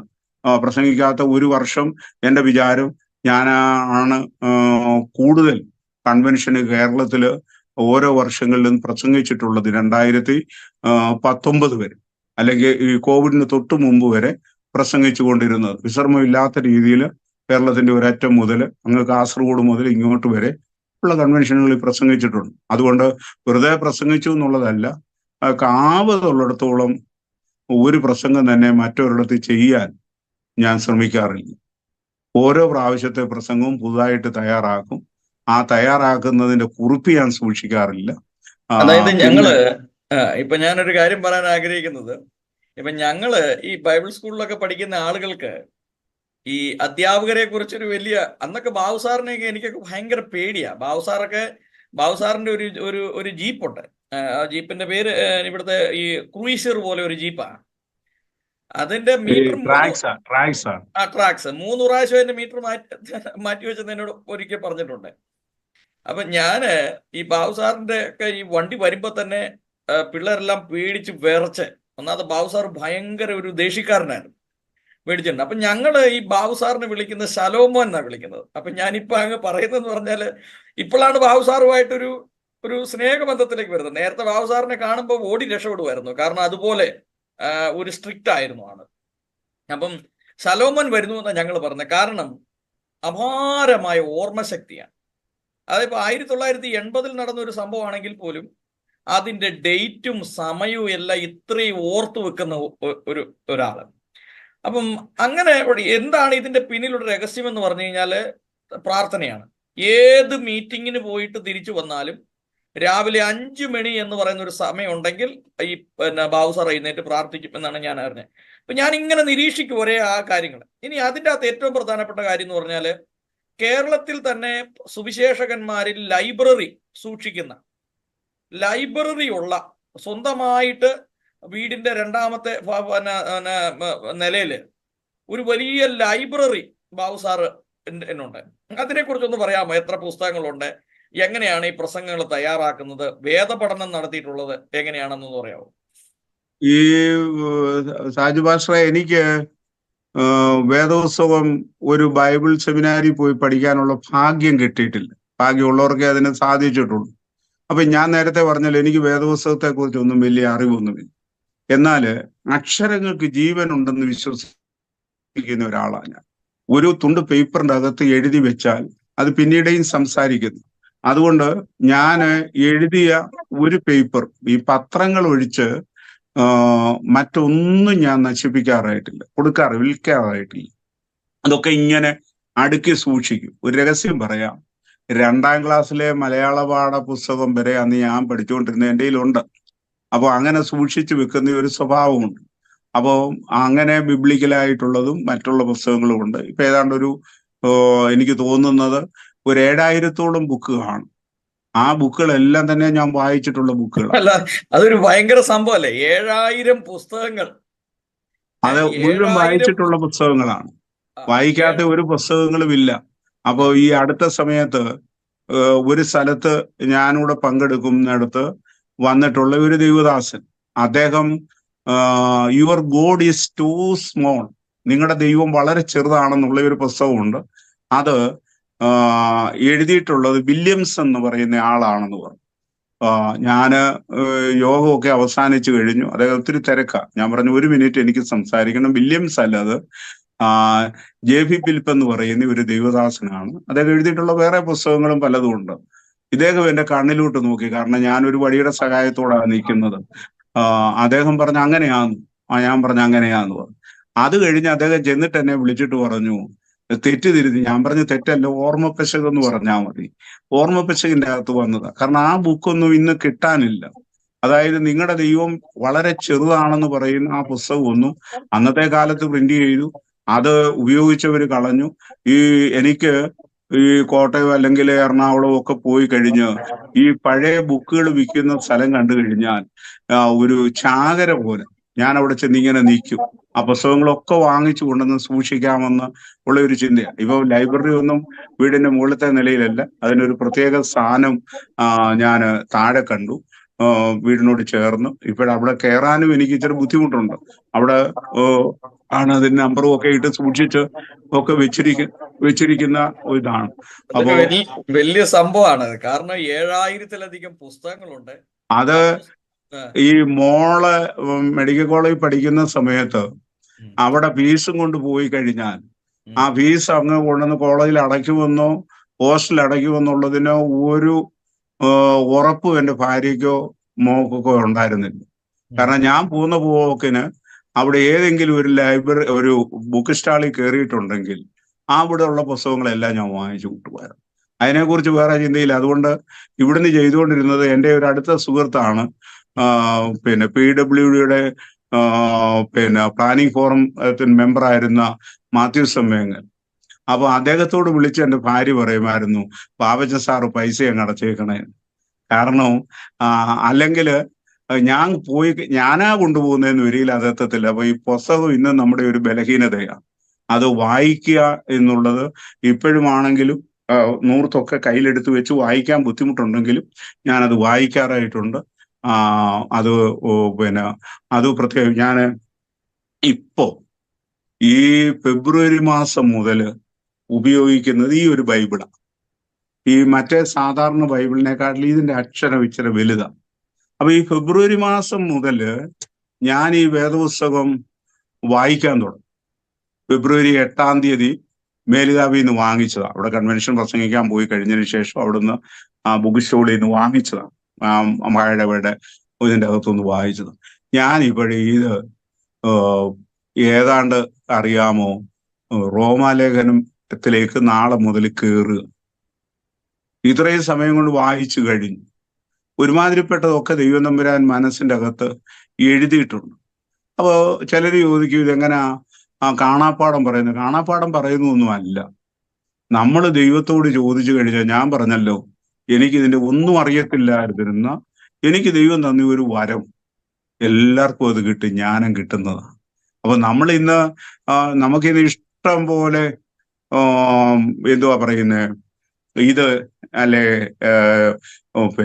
കുറിപ്പുണ്ട്, ഡിക്ഷണറികളുണ്ട്, ഓൺലൈനിൽ പഠിക്കാനായിട്ട് സാധിക്കുന്നുണ്ട്. പഴയ കാലത്തൊന്നും അതൊന്നും ഇല്ല. എൻ്റെ വല്യപ്പച്ചന് ഒരിക്കൽ ചെയ്ത ഒരു പ്രസംഗമുണ്ട്. ആ പ്രസംഗം 51-ാം സങ്കീർത്തനത്തിൽ നീ ഒടിച്ച് അസ്ഥികൾ ഉല്ലസിക്കട്ടെ എന്ന് ഉള്ള വാക്യം എടുത്തിട്ട് അദ്ദേഹം പ്രസംഗിച്ചു. അസ്ഥി ഒടിഞ്ഞു. അതായത് ഏദൻ തോട്ടത്തിൽ വെച്ച് ദൈവം പുരുഷന്റെ അസ്ഥി ഒടിച്ചു, വാരിയലെടുത്ത് സ്ത്രീയാക്കി. അപ്പൊ അത് ക്രിസ്തുവും സഭയിൽ നിന്നുള്ള ആ ഒരു ചിന്തയിലേക്ക് അദ്ദേഹം കൊണ്ടുവന്നു കഴിഞ്ഞിട്ട് പറഞ്ഞു, ഈ ഒടിച്ച അസ്ഥികൾ അല്ലെങ്കിൽ മണവാട്ടി ഉല്ലസിക്കുന്ന ഒരു ദിവസമുണ്ട്, മണവാളം വരുന്നത്. നമ്മളെ കൊണ്ട് സാധിക്കുന്ന ഒരു പ്രസംഗമല്ല എന്നുള്ളത് ഞാൻ പറയാം. കാരണം അന്നത്തെ സമയത്ത് അതിന് പഠിക്കാൻ അദ്ദേഹത്തിന് കൈവശമുള്ളത് 5 രൂപയുടെ ഒരു ഒത്തുവാക്കിയുള്ള ഒരു പുസ്തകം. ഇന്നിപ്പോഴത്തെ ഏത് വേണമെങ്കിലും എടുക്കാൻ നമുക്ക് ഗൂഗിളിന്റെ അകത്ത് സെർച്ച് ചെയ്യാം, അതിൻ്റെ അകത്ത് കിട്ടും. പക്ഷെ ദൈവം കൊടുക്കുന്ന ജ്ഞാനം വേറെ, ദൈവത്തിന്റെ സന്നിധിയിൽ നമുക്ക് ലഭിക്കുന്ന ജ്ഞാനം വേറെയാണ്. അതുകൊണ്ട് അവന്റെ പാദപീഠത്തിൽ കവണ് വീഴുന്ന ഞാൻ കണ്ടിട്ടുള്ള സാമ്പത്തികമായിട്ടുള്ള ആവശ്യങ്ങളൊക്കെ എന്നെ സംബന്ധിച്ചിടത്തോളം ഒത്തിരി ഉണ്ടായിട്ടുണ്ട്. ഒരു 2017 എനിക്ക് 58 ലക്ഷം രൂപയുടെ ചെലവ്. അതൊന്നും എൻ്റെ ഭാര്യയുടേതോ എൻ്റെ മക്കളുടെ ഇവിടെ ഞങ്ങൾക്ക് ജനിച്ച കുഞ്ഞുങ്ങളുടെ ആവശ്യത്തിന് വേണ്ടിയിട്ടല്ല, ഞാൻ വളർത്തുന്ന കുഞ്ഞുങ്ങളുടെ ആവശ്യത്തിന് വേണ്ടിയിട്ടുള്ളതാണ്. ഒറ്റ പൈസ പോലും ഞാൻ കടം ആരോടും വാങ്ങിച്ചിട്ടില്ല. ഒറ്റ പൈസയ്ക്ക് പോലും ഒരുത്തരോട് വേണമെന്നും പറഞ്ഞിട്ടില്ല. അപ്പോഴും വേണ്ടുന്നത് അന്നത്തെ ആഹാരം തരണമെന്ന് പറയുന്നതല്ല. അതൊരു അത്ഭുതമാണ്. ഞാൻ തന്നെ അത്ഭുതകരമായിട്ടുള്ള രീതിയിലത്തേക്ക് തിരിഞ്ഞ് നിന്ന് കഴിഞ്ഞിട്ടുണ്ട്. ഇപ്പോ ഒരു ദൈവദാസന് വേണ്ടിയിട്ടുള്ള ഒരു വീടിന്റെ കാര്യത്തിന് അദ്ദേഹം പറഞ്ഞു.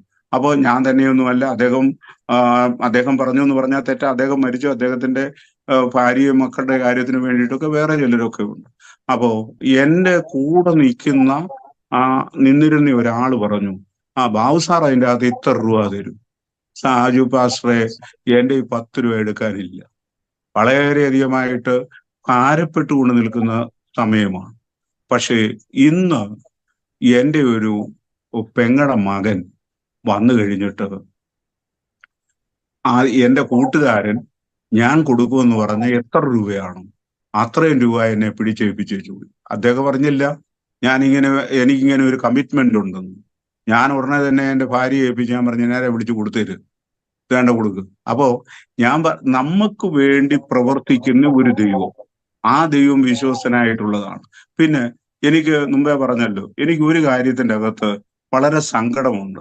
യേശു കർത്താവ് സൗഖ്യമാക്കുന്നതിന് ഈ പാവപ്പെട്ടവരെ സ്റ്റേജിലോട്ട് കയറ്റി നിങ്ങൾക്ക് എന്തോ കിട്ടി പറഞ്ഞാട്ട് ഇങ്ങനെയാണ്. ഇതൊക്കെ തെറ്റാ. അത് ചെയ്യാൻ പാടില്ല. അത് കർത്താവ് സൗഖ്യമാക്കട്ടെ. കർത്താവ് സൗഖ്യമാക്കുന്നതിന് സകല മഹത്വവും കർത്താവിനാണ് കൊടുക്കണ്ടേ. അതുകൊണ്ടാണ് കർത്താവ് പലപ്പോഴും അമർച്ചയായിട്ട് ആൾക്കാരെ പറഞ്ഞത്, ഞാൻ ചെയ്തതാ ഇന്നാരെന്ന് പറയരുത് എന്ന് പറഞ്ഞത്. അത് പറഞ്ഞില്ലയോ എന്ന് ചോദിച്ചു കഴിഞ്ഞാൽ അനുസരണക്കേടാണെന്ന് ഞാൻ പറയത്തുള്ളൂ. അപ്പോ ഇന്നും അത്ഭുതങ്ങളുണ്ട്, ഇന്നും അടയാളങ്ങളുണ്ട്. വിശ്വാസി സമൂഹം ഒരു മനസ്സോടെ നിന്ന് പ്രാർത്ഥിച്ചാൽ അത്ഭുതങ്ങൾ നടക്കുക തന്നെ ചെയ്യും. അതിനൊരു സംശയമില്ല. അത് ഏത് സ്ഥലം, നമ്മളൊരു സ്ഥലത്തെ ഒന്ന് അവകാശം പറഞ്ഞ് പ്രാർത്ഥിച്ചേ, ആ സ്ഥലം നമ്മുടെ കൈവശമാണ്, ആ ദേശം നമ്മുടെ കൈവശമാണ്. ഒരു സംശയവും വേണ്ട. എനിക്ക് ഒത്തിരി പുസ്തകങ്ങൾ എഴുതാൻ ദൈവം നൽകിയിട്ടുണ്ട്. വെള്ളത്തോൾ സ്റ്റീവന്റെ ജീവചരിത്രം എഴുതി. അപ്പോ അതുപോലെ തന്നെ മാർത്തോമാ സഭയുടെ ആദ്യത്തെ വേലസ്ഥലമായിരുന്നു പാലക്കാട് മിഷൻ. പാലക്കാട് മിഷന്റെ പാലക്കാട്ടച്ഛൻ എന്ന് പറയുന്ന പിന്നീട് ഇവാഞ്ചലിക്കലിലെ ആദ്യത്തെ ബിഷപ്പന്മാരിൽ ഒരാളായിരുന്ന ജോൺ വർഗീസ് ബിഷപ്പിന്റെ ജീവചരിത്രം, പാലക്കാടിന്റെ പകൽ വെളിച്ചം. അതുപോലെ തന്നെ ഹോമിയോയിലെ അവസാനത്തെ വാക്കെന്ന് പറയാവുന്ന ഒരു ഡോക്ടറാണ് ഡോക്ടർ KT അലക്സാണ്ടർ, കുഴൽമന്നത്ത് പാലക്കാട്ടുള്ള. അദ്ദേഹത്തിന്റെ ജീവചരിത്രം, EU എന്ന് പറയുന്ന സംഘടനയുടെ ആദ്യ സെക്രട്ടറി ആയിട്ടിരുന്ന ഇവാഞ്ചലിക്കലിലെ വികാരി ജനറൽ ആയിട്ടിരുന്ന ചാണ്ടപ്പിള്ളയച്ചന്റെ ജീവചരിത്രം. അപ്പോ അങ്ങനെ ഒത്തിരി പുസ്തകങ്ങൾ, കുരിശിന്റെ ചുവട്ടില്, നിഴലില് ഏതാണ്ട് 13ഓളം പുസ്തകങ്ങൾ എഴുതാൻ ദൈവം കൃപ ചെയ്തു. ഈ പുസ്തകത്തിന്റെ അകത്ത് ചിലര് പറയും, എൻ്റെ കൂടെ തന്നെ അറിയാവുന്ന ചിലരൊക്കെ പറയാറായിട്ടുണ്ട്, ആ പുസ്തകം എഴുതിയപ്പോ ഇത്ര രൂപ കിട്ടി. എനിക്ക് ഒരു പൈസയും കിട്ടിയിട്ടില്ല. ഒരു പൈസയും ഞാൻ ആരോടും ചോദിച്ചിട്ടില്ല. ആര് വന്ന് ചോദിച്ചിട്ടുണ്ട്? ചിലയിടത്തൊക്കെ ചെന്ന് കഴിയുമ്പോൾ സൺഡേ സ്കൂളിന് സമ്മാനം കൊടുക്കാൻ ഈ പുസ്തകങ്ങൾ ഞാൻ എടുത്തു കൊടുത്തിട്ടുണ്ട്. കാരണം വല്ല വിധേനയും ആരെയെങ്കിലും ഒക്കെ തീയിൽ നിന്ന് വലിച്ചെടുക്കാനായിട്ടുള്ള ഒരു കൃപ.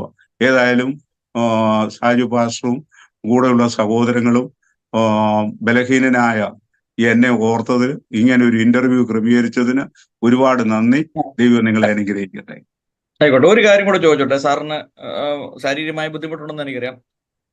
ഈ സാമൂഹിക പ്രവർത്തനങ്ങളിലെ കുറെ ആളുകൾക്ക് വീടും കാര്യങ്ങളൊക്കെ സാർ വെച്ച് കൊടുത്തിട്ടുണ്ടെന്നുള്ള ഒരു അറിവ് എനിക്കുണ്ട്. അപ്പൊ ഇങ്ങനെയുള്ള ഒരു സാമൂഹിക പ്രവർത്തനങ്ങളുമായിട്ട് ബന്ധപ്പെട്ട് എന്തൊക്കെയാണ് ചെയ്തിട്ടുള്ളതെന്ന് ജസ്റ്റ് ഒന്ന് പറയുവാണെങ്കിൽ. ഞാൻ ഏതാണ്ട് ഒരു കണക്കെടുത്തു കഴിഞ്ഞാൽ ഒരു 350ഓളം വീടുകൾ ചെയ്തു കൊടുത്തിട്ടുണ്ട്. പാസ്റ്റർ, ഞാൻ ഒരുപാട് പ്രാവശ്യം വിദേശത്ത് സഞ്ചാരം നടത്തിയിട്ടുണ്ട്. ആ സഞ്ചാരം നടത്തി കഴിഞ്ഞപ്പം കിട്ടിയിട്ടുള്ള പൈസയുണ്ട്. ഇവാഞ്ചലിക്കൽ ചർച്ചിന്റെ ഇവിടുത്തെ വണ്ടമേട്ടിലെ പാഴ്സനേജ്, അതുപോലെ തന്നെ മന്തിപ്പാറ അവിടുത്തെ പാഴ്സനേജും പള്ളി, കാമാക്ഷിയിലെത്തേത്, ഇങ്ങനെ ഒത്തിരി പള്ളികൾ വെച്ചിട്ടുണ്ട്. അതോടൊപ്പം തന്നെ ഈ സുവിശേഷ വേലക്കാർ എപ്പോഴും ആർക്ക് വേണേലും തല്ലാവുന്ന ഒരു കൂട്ടം ആൾക്കാരാണെന്നാണ് ഞാൻ വിചാരിക്കുന്നത്. കാരണം ഈ നേപ്പാളിൽ പോയി കഴിഞ്ഞാൽ നേപ്പാളിലെ ആ പിന്നെ മാർക്കറ്റിന്റെ അല്ലെങ്കിൽ വഴിയുടെ സൈഡിൽ വലിയൊരു പിന്നെ ഇത് കൊണ്ടുവന്ന് വെച്ചിട്ടുണ്ട്. അത് എന്തുവാ പിന്നെ അതിങ്ങനെ ഉരുട്ടാവുന്നതാണ്. ആ ഉരുട്ടാവുന്ന അതിൽ ഒരു മന്ത്രം എഴുതിയിട്ടുണ്ട്. അത് പോകുന്നവർ ഇത് തള്ളിക്കഴിഞ്ഞാൽ ആ മന്ത്രത്തിന്റെ പ്രയോജനം അവർക്ക് കിട്ടുമെന്നുള്ളതാണ് നേപ്പാളികളുടെ വിശ്വാസം. അപ്പൊ അതുപോലെ സുവിശേഷ വേലക്കാരെ എന്തെങ്കിലും പറഞ്ഞു കഴിഞ്ഞാൽ കള്ളന്മാരാണെന്നൊക്കെ പറയുന്നതിന്റെ അകത്ത് ഒരു സുഖം. കാരണം അവര് തിരിച്ചൊന്നും പറയത്തില്ലല്ലോ. തിരിച്ച് ആരാടാന്ന് ചോദിക്കുമ്പോ എന്താടാന്ന് ചോദിക്കുന്നതിനോടൊന്നും പറയത്തില്ലല്ലോ. അപ്പൊ അവർക്കൊക്കെ കിട്ടുന്ന വരുമാനം വളരെ കുറവാണ്. അവർക്ക് യാത്രയ്ക്ക് വേണ്ടിയിട്ട് പോകാൻ വാഹനങ്ങളിൽ ആ വാഹനങ്ങളൊക്കെ ഒരുപാട് വാങ്ങിച്ചു കൊടുത്തിട്ടുണ്ട്. അത് ഈ കിട്ടുന്ന പൈസ, അതായത് ഈ സുവിശേഷ വേലയ്ക്ക് വേണ്ടിയിട്ട് ഉള്ളതിൻ്റെ അകത്ത് ഞാൻ പോകുമ്പോൾ ഞാൻ പറഞ്ഞാൽ ഒത്തിരി പൈസ എൻ്റെ കയ്യിൽ കിട്ടിയിട്ടുണ്ട്. പക്ഷെ എൻ്റെ കയ്യിൽ ആരെങ്കിലും പൈസ തന്നിട്ട് ഇത് സാറിനുള്ളതാണ് എന്ന് പറഞ്ഞിട്ടുണ്ടോ, അത് ഞാൻ ഉപയോഗിച്ചിട്ടുണ്ട്. മറ്റേത് സുവിശേഷ വേലയ്ക്കുള്ളതിൽ ഒരു പൈസ പോലും എനിക്ക് എടുക്കാൻ അനുവാദമില്ല. അത് അതിനു വേണ്ടിയിട്ടുള്ളതാണ്. അതിനു വേണ്ടിയിട്ടുള്ളത് അവരുള്ള വേലക്കാർക്ക് വേണ്ടിയിട്ട് കൊടുത്തിട്ടുണ്ട്. കുഞ്ഞുങ്ങളുടെ വിവാഹത്തിന് സഹായിച്ചിട്ടുണ്ട്. അതൊന്നും എടുത്തു പറയേണ്ട കാര്യങ്ങളൊന്നുമല്ല. അതായത് അവരെന്റെ കൂട്ടു സഹോദരന്മാരല്ലേ. വാഹനമില്ലാതെ ഒരാൾ സഞ്ചരിക്കുമ്പോൾ അവർക്ക് എത്ര ബുദ്ധിമുട്ടുണ്ടാകും. ഒരു ലൈൻ ബസ്സിൽ അല്ലെങ്കിൽ പോയി കഴിഞ്ഞിട്ട് ചെല്ലുന്ന ആരാധനാലയത്തിൽ ഇച്ചിരി താമസിച്ചെങ്കിൽ ആ പള്ളിക്കാരെല്ലാം കൂടെ അവരുടെ നേരെ കയറത്തില്ലേ. അതങ്ങനെയുള്ള അവസരം ഉണ്ടാകാതെ ദൈവം നടത്തുന്ന ദൈവം ഈ ഞാൻ ചെയ്തതിനൊക്കെ പിന്നെ മറു കാര്യം കൂടെ ഉണ്ട്. എന്നാണെന്നറിയാമോ? ആകാശത്തിന്റെ കിളിവാതിൽ തുറന്ന് സ്ഥലം പോരാതെ വരുവോളം അനുഗ്രഹിക്കാമെന്നുള്ളൊരു വാഗ്ദത്വവും കിടപ്പുണ്ട്. അപ്പൊ അനന്തര തലമുറയ്ക്ക് അതിൽ കൂടുതൽ എന്തുവാ ഞാൻ ശേഖരിച്ചു വെക്കേണ്ടത്? അപ്പോ എൻ്റെ കൂടെ വളർന്നിട്ടുള്ള കുഞ്ഞുങ്ങള്, അവർക്ക് ആർക്കും ഒരു ദോഷം വന്നിട്ടില്ല. അവരുടെ ഒക്കെ വിവാഹം നടത്തി കൊടുത്തിട്ടുണ്ട്. ചിലരുടെ ഒക്കെ ആണെന്ന് വരികിൽ അമ്മമാരെ അപ്പന്മാര് കൊന്ന കുഞ്ഞുങ്ങൾ എൻ്റെ കൂടെ ഉണ്ടായിട്ടുണ്ട്. അവരുടെ ഒരിക്കലും ഒരു കൊച്ചൻ പറഞ്ഞു അവന്റെ ആഗ്രഹം ഒരു പോലീസുകാരനാണ്. അതെന്തിനാണ് പോലീസുകാരനാകുന്നതെന്ന് ചോദിച്ചാൽ അവന്റെ അപ്പനെ പിടിച്ച് ലോക്കപ്പിലിട്ട് അടിക്കണമെന്നുള്ളതായിരുന്നു അവന്റെ ചിന്ത. കാരണം അത്രമാത്രം അപ്പൻ അവന്റെ അമ്മയും അവനെ ഉപദ്രവിച്ചിട്ടുണ്ട്. അതൊക്കെ ഇന്നൊക്കെ ആ കുഞ്ഞിന്റെ കൂടെ അവന്റെ അപ്പൻ താമസിക്കുന്നത്. കാരണം ആ രീതിയിൽ മാറ്റിയെടുക്കാൻ ദൈവം ഇട നൽകി. അത് എൻ്റെ ജീവിത ശൈലിയും കൂടെ ആയിരിക്കാം. പിന്നെ സാജു പാസ്റ്റർ പറഞ്ഞ പോലെ ദേഷ്യപ്പെടുന്നത്, ആ ദേഷ്യപ്പെട്ടത് കൊണ്ടാണ് നിങ്ങൾ പലരും ഇന്ന് കർത്താവിന്റെ വേലയിലായത്. കാരണം മുറിവിനെ ലഘുവായി ചികിത്സിക്കുകയല്ല വേണ്ടുന്നത്. അപ്പോ അതിനെ വേണ്ടുന്ന രീതിയിൽ കാര്യങ്ങൾ ഗൗരവമായിട്ട് തന്നെ പറഞ്ഞിട്ടുണ്ട്. അതുകൊണ്ട് ശത്രുക്കളും ഉണ്ടായിട്ടുണ്ട് കേട്ടോ, ഇല്ലെന്നൊന്നും ഞാൻ പറയത്തില്ല. പക്ഷെങ്കില് പ്രയോജനപ്പെടുമെന്ന് വിചാരിച്ചിട്ടുള്ള ഒരുത്തരെയും ദൈവം തള്ളിക്കളഞ്ഞിട്ടില്ല. അവരെ ഇവിടെ താമസിക്കാൻ അന്നും ഇന്നും വാതിലുകളുണ്ട്. ഒരു ബുദ്ധിമുട്ടുമില്ല. ഞങ്ങളോട് വരാം, താമസിക്കാം, കാര്യാദികളിലൊക്കെ കൂടെ നടക്കും.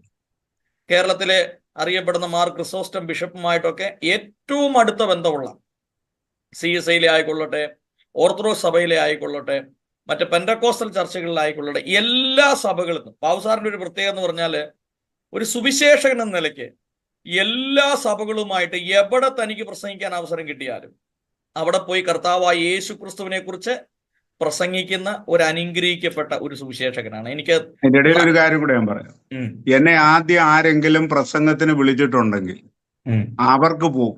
അതിനെക്കാട്ടിലും വലിയ ആൾക്കൂട്ടം വന്നാലും ഈ ആദ്യം വാക്ക് പറഞ്ഞവരുടെ അടുത്തൊന്നും മാറത്തില്ല. ചിലപ്പോൾ അതിൻ്റെ അകത്ത് 10 പേരെ കാണത്തുള്ളായിരിക്കും. എനിക്ക് ആള് കൂടുന്നതൊന്നും എനിക്കൊരു വിഷയമൊന്നുമില്ല. ഞാൻ ഏറ്റവും കൂടുതൽ ആൾക്കാര് പങ്കെടുത്തിട്ടുള്ള മീറ്റിംഗ് ഫിലിപ്പീൻസില്. പക്ഷെങ്കിൽ അവരെ എനിക്ക് പലരുടെയും മുഖം എനിക്ക് അറിയത്തില്ല. ഒന്നാമത് അവരെ കണ്ടാലെല്ലാം ഒരുപോലെ ഇരിക്കും. ആ കൂട്ടത്തിൽ എനിക്ക് ഒരുത്തരുടെയും മുഖം എനിക്കറിയത്തില്ല. 5 ദിവസം കൂടെ സംസാരിച്ചതാണ്. അതേ സമയത്ത് വാഴൂരിനടുത്തുള്ള ഒരു പള്ളിയിൽ പോയപ്പോൾ മഴയായിരുന്നു. അന്ന് അവിടെ വന്ന് ഞാൻ അവിടുത്തെ കപ്പയാരും ഔസേപ്പും ഞാനും മാത്രമേ ഉള്ളൂ. അപ്പോ വെളിയിൽ വന്നൊരു മനുഷ്യൻ നിന്നു. ആ മനുഷ്യൻ രക്ഷിക്കപ്പെട്ടു. CPIയുടെ കോട്ടയം ജില്ലാ സെക്രട്ടറി സണ്ണി. അപ്പോ ഏതാ നല്ല മീറ്റിംഗ്? ഈ 10,000 അല്ലെ ലക്ഷങ്ങളോ കൂടിയ മീറ്റിംഗ് ആണോ ഈ ഒരാള് പദം പോർച്ച് നിന്നുകൊണ്ട് കേട്ട പ്രസംഗം? പിന്നെ ഔസേപ്പും ഞാനും മാത്രമേ ഉള്ളൂ. പ്രസംഗിക്കാതെ ഔസേപ്പ് എന്നെ വിടത്തുമില്ലായിരുന്നു. സുവിശേഷ വേലയ്ക്ക് ഇറങ്ങുന്ന ഒരു 30-35 വയസ്സിലല്ലേ? അതോ ഇല്ല, 81-ലാണ് രക്ഷിക്കപ്പെടുന്നത്. അപ്പൊ അന്ന് 26 വയസ്സായതേ ഉള്ളൂ. ആ അന്ന് മുതല് 26 വയസ്സായതേ ഉള്ളൂ. എന്നാൽ 83 മുതല് അല്ലെങ്കിൽ 83 മുതൽ തന്നെ നമ്മൾ പ്രവർത്തനം തുടങ്ങി. അപ്പൊ 28-ാമത്തെ വയസ്സ് മുതൽ പ്രവർത്തിക്കാനായിട്ട് തുടങ്ങി. അതായത് ഈ സുവിശേഷ വേല എന്ന് പറഞ്ഞ ഒരു ലഹരി പോലെ അങ്ങ് സിരകളിൽ പിടിച്ച ഒരു മനുഷ്യനാ. കാരണം രാവിലെ തൊട്ട് വൈകുന്നേരം വരെ കൂട്ടായ്മകള്, മീറ്റിങ്ങുകൾ, എവിടെ മീറ്റിങ്ങിന് വിളിച്ചാലും ഇനി ഒരു ദിവസം മീറ്റിംഗ് ഇല്ലെങ്കിൽ നേരെ തിരുവല്ല ടൗണിൽ പോയി നിൽക്കും, ബസ് സ്റ്റാൻഡിൽ പോയി നിൽക്കും, അവിടെ ട്രാക്ട് വിതരണം ചെയ്യും. അപ്പൊ ഈ ലേഖകന്മാർക്ക് അല്ലെങ്കിൽ ക്രിസ്തീയ വിശ്വാസത്തിലേക്ക് പുതുതായി വന്ന ആളുകൾ, രോഗികളായി ഭാരപ്പെടുന്നവർക്ക് സാറിന് കൊടുക്കാൻ ഒരു സന്ദേശം, 1-2 വാക്കുകളിലൊന്ന് എന്താണ്? ഈ സുവിശേഷകൻ എന്ന് പറഞ്ഞു കഴിയുമ്പോ ലോകത്തിലേക്കും ഏറ്റവും നല്ല ജോലിയാണ്. അതിന്റെ അപ്പുറത്ത് വേറെ ഒരു ജോലിയുമില്ല. ഞാൻ കണ്ടിട്ടുള്ള ഒരു കാര്യം പറയാം. അതായത് പാസ്റ്റർക്കറിയാം, ഈനോസ് എന്ന് പറയുന്ന ഒരു ദൈവദാസനുണ്ടായിരുന്നു, ഒരു IAS ഓഫീസർ ഉണ്ട്. അദ്ദേഹത്തിന്റെ പിതാവ് CSI കാരന്. അദ്ദേഹം ഒരു സുവിശേഷകനാണ്. അപ്പോൾ പലപ്പോഴും അദ്ദേഹത്തിന്റെ ഈ ശമ്പളം കൊണ്ട് കുഞ്ഞുങ്ങളെ പോറ്റാനായിട്ട് ബുദ്ധിമുട്ടായി. അപ്പോൾ അദ്ദേഹം ഇരിക്കുന്ന ആ പള്ളിയിലത്തെ ആള്, അദ്ദേഹം ഒരു തോട്ടത്തിലെ ജോലിക്കാരനാണ്. അദ്ദേഹം പറഞ്ഞു, എൻ്റെ കൂടെ വരാമെന്നുണ്ടെങ്കിൽ നമുക്ക് മാനേജറെ ഒന്ന് കാണാം, ഒരു കങ്കാണിയായിട്ട് പിന്നെ സാറിനെ നിയമിക്കും. അപ്പൊ അതിന്റെ പൈസയും കൂടെ ആകുന്ന നേരത്ത് കുഴപ്പമൊന്നുമില്ലെന്ന് പറഞ്ഞു. അങ്ങനെ അവിടെ ചെന്ന് കഴിഞ്ഞ് ഈ മാനേജറുടെ അടുത്ത് ഇദ്ദേഹത്തിന്റെ പിതാവ് കയറി ചെന്നു, ഈ സുവിശേഷകൻ കയറി ചെന്നു കഴിഞ്ഞ ഉടനെ ഈ കൂടെ കൊണ്ടുപോയ സഭയിലെ വിശ്വാസി പറഞ്ഞു, ഇത് ഞങ്ങളുടെ സുവിശേഷകനാന്ന് പറഞ്ഞു. പെട്ടെന്ന് ഈ മാനേജർ എഴുന്നേറ്റ് വെച്ച് ഈ സുവിശേഷകനെ ഇരുത്തി കഴിഞ്ഞ് അദ്ദേഹം മാറി നിൽക്കുന്ന കൂടെ ചെന്നിട്ടുള്ള പിന്നെ വിശ്വാസി അവിടെ മാറി നിൽക്കുകയാണ്. അദ്ദേഹം കണ്ണും കൊണ്ടും കാലുകൊണ്ടും ഒക്കെ കാണിക്കുന്നുണ്ട് അപേക്ഷ കൊടുക്കാൻ. അപ്പോ ഇദ്ദേഹം അതിന് തയ്യാറാകാതെ വെളിയിൽ ഇറങ്ങി കഴിഞ്ഞപ്പോ വന്നിട്ട് ചോദിച്ചു, അതെന്താ കൊടുക്കാഞ്ഞത്? ഉടനെ പറഞ്ഞു, നീ എന്നെക്കാട്ടിലും മേളത്തെ ജോലിയിലാണ് നിൽക്കുന്നത്, അപ്പോ കണ്ടക്ടറായിട്ടാണ് ചെയ്യുന്നത്. അപ്പൊ നിനക്ക് അവിടെ ചെന്ന് കഴിഞ്ഞാൽ ഇരിക്കാൻ ഒക്കത്തില്ല. എനിക്ക് തരുന്നത് അതിലും താണ ഒരു ജോലി. അപ്പൊ എനിക്ക് ഈ മാനേജറുടെ അടുത്ത് ഒട്ടും ഇരിക്കാൻ സീറ്റ് കിട്ടത്തില്ല. അതേപോലെ ഞാനൊരു ഉപദേശിയാണെന്ന് പറഞ്ഞപ്പോൾ എനിക്ക് അദ്ദേഹം സീറ്റ് തന്നു. അതാ വലിയ വേല എന്ന് പറഞ്ഞു. ഈ ദേവദാസന്റെ മക്കളെല്ലാം തന്നെ IASകാരോ ഡോക്ടർമാരോ മറ്റു പലതും ഒക്കെ ആയി. ഞാൻ പറഞ്ഞത് ലോകത്തിലെ ഏറ്റവും വലിയ വേലയാണ് കർത്താവിന്റെ വേല. ആ വേലക്കാരനായതിൻ്റെ അകത്ത് ലജിക്കേണ്ട ഒരു കാര്യവുമില്ല. പിന്നെ നമ്മുടെ കാര്യങ്ങൾ നടത്താൻ, സുവിശേഷ വേലക്കാരുടെ കാര്യം നടത്താൻ ദൈവം തമ്പുരാനുണ്ട്. നമ്മൾ വേല ചെയ്യുന്നത് അംബാനിയുടേതോ അദാനിയുടെയോ ഒന്നും കോർട്ടിലല്ല. അവർക്കും പണം കിട്ടാതെ വന്നെന്നുണ്ടെങ്കിലും യഹോവയിലുള്ളവർക്ക് അല്ലെങ്കിൽ യേശു കർത്താവിൽ വിശ്വസിക്കുന്നവർക്ക് ഒന്നിനും കുറവ് വരത്തില്ല. അത് വെറും വായ്ത്താരിയല്ല, എൻ്റെ ജീവിതത്തിന്റെ അനുഭവമാ പറയുന്നു. അപ്പൊ അതൊരു പ്രത്യേകമായിട്ട് അതിൽ കൂടെ പോകും. പിന്നെ പ്രതിസന്ധികൾ വരും. മനുഷ്യൻ തീപ്പൊരി ഉയരെ പറക്കും പോലെ കഷ്ടതയ്ക്കായിട്ട് ജനിച്ചവന് കഷ്ടതയും പ്രയാസങ്ങളും ഉണ്ടാകും. ആ സന്ദർഭത്തിൽ എന്താണെന്നറിയാമോ? പിറുപിറുക്കാതെ ദൈവത്തോട് ചേർന്നിരുന്നുകൊണ്ട് പ്രാർത്ഥിക്കാമെങ്കിൽ, പ്രാർത്ഥിക്കാൻ സഹായിക്കുന്ന ചില ദൈവദാസന്മാരെ വിളിക്കാം, ദൈവദാസിമാരെ വിളിക്കാം. വിളിച്ചു കഴിഞ്ഞിട്ട് ഒരുമിച്ചിരുന്ന് പ്രാർത്ഥിക്കാം, അല്ലെങ്കിൽ അവരോട് പ്രാർത്ഥനാ വിഷയങ്ങൾ പറയാം. അങ്ങനെ പറഞ്ഞു കഴിഞ്ഞ് പ്രാർത്ഥിച്ചു കഴിയുമ്പോൾ ദൈവം നമുക്ക് വേണ്ടിയിട്ട് ഒരു വഴി തുറക്കും. മുൻപിലുള്ള ദുർഘടങ്ങളെ നിരപ്പാക്കും, താമ്ര കഥകളെ തകർക്കും, ഇരുമ്പോടാമ്പലുകളെ മുറിച്ചു കളയും. ഇത് വെറുതെ എഴുതിയിട്ടുള്ള ജീവനുള്ള വചനമായി. അത് അപ്രകാരം തന്നെ സംഭവിക്കും. അങ്ങനെയൊന്ന് പരീക്ഷിച്ച് നോക്കാൻ തക്കവണ്ണം നമ്മൾ തയ്യാറെടുക്കണം. അങ്ങനെയാണെന്നുണ്ടെങ്കിൽ ഒരു കുഴപ്പവുമില്ല. അപ്പോ ആ ലോകത്തിലെ മഹത്വകരമായ വേല, സുവിശേഷ വേല ചെയ്യുന്ന എല്ലാവരും കർത്താവിന്റെ നിങ്ങളെ തെരഞ്ഞെടുത്തത് ഓർത്ത് ദൈവത്തിന് സ്തോത്രം പറയുക വേണ്ടുന്നത്. പ്രാർത്ഥിച്ച് നമുക്ക് മീറ്റിംഗ് അവസാനിപ്പിക്കാൻ. സാർ ഒരു വാക്ക് പ്രാർത്ഥിക്കും. യഹോവയ്ക്ക് സ്തോത്രം ചെയ്യുന്നതും അത്യുന്നതനായുള്ളവയെ നിന്റെ നാമത്തെ കീർത്തിക്കുന്നതും 10 കമ്പിയുള്ള വാദ്യത്രം കൊണ്ടും വീണ കൊണ്ടും ഗംഭീര സ്വരമുള്ള കിന്നരം കൊണ്ടും രാവിലെ നിന്റെ ദയയും രാത്രി തോറും നിന്റെ വിശ്വസ്തതയും വർണ്ണിക്കുന്നത് നല്ലത്. ഞങ്ങളുടെ നല്ല ദൈവമേ, സ്വർഗീയ പിതാവേ, കഴിഞ്ഞ ചില മണിക്കൂറുകള് നിന്റെ ദാസനോടും ഈ ലോകത്തിന്റെ വിവിധ കോണുകളിലുള്ള ദൈവമക്കളോടും കൂടെ ഒരുമിച്ച് ചേർന്ന് ഞങ്ങൾക്ക് സംസാരിപ്പാനും ചിന്തിപ്പാനും തക്കവണ്ണം കൃപയ്ക്കായി സ്തോത്രം കരയേറ്റുന്നു. നീ നടത്തിയ വിധങ്ങൾ ഓർത്താൽ എത്ര സ്തുതിച്ചാലും തീരത്തില്ലല്ലോ. ഇത് കാണുന്ന എല്ലാവരെയും അനുഗ്രഹിക്കണമെന്ന് പ്രാർത്ഥിക്കുന്നു. സാജു പാസ്റ്റർക്ക് വേണ്ടി പ്രാർത്ഥിക്കുന്നു. തുണയായിട്ട് കൊടുത്ത എന്റെ ദാസിയെയും കുഞ്ഞുങ്ങളെയും ഒക്കെ ഞങ്ങൾ ഓർക്കുന്നു കർത്താവേ. നിന്റെ മകന്റെ പ്രവർത്തനങ്ങളെ ഒക്കെ നീ അനുഗ്രഹിക്കണമെന്ന് പ്രാർത്ഥിക്കുന്നു. അവിടെ നടക്കുന്ന സ്കൂളിനെയും മറ്റ് പ്രവർത്തനങ്ങളെയും ഒക്കെ ഓർത്ത് ഞങ്ങൾ നിന്നെ സ്തുതിക്കുന്നു. നിന്റെ സന്നിധിയിലെ സന്തോഷം, നിന്റെ വലത്തുഭാഗത്തുള്ള പ്രമോദങ്ങൾ അതനുഭവിപ്പാൻ ഈ ശബ്ദത്തിന്റെ ഉള്ളിൽ കേൾക്കുന്ന എല്ലാവരെയും സഹായിച്ചാട്ട് തുടർന്നും അന്യോന്യം പ്രാർത്ഥനയിൽ ഓർക്കുവാൻ സഹായിക്കണമെന്ന് പ്രാർത്ഥിക്കുന്നു. യേശുവിന്റെ നാമത്തിൽ തന്നെ ആമേൻ.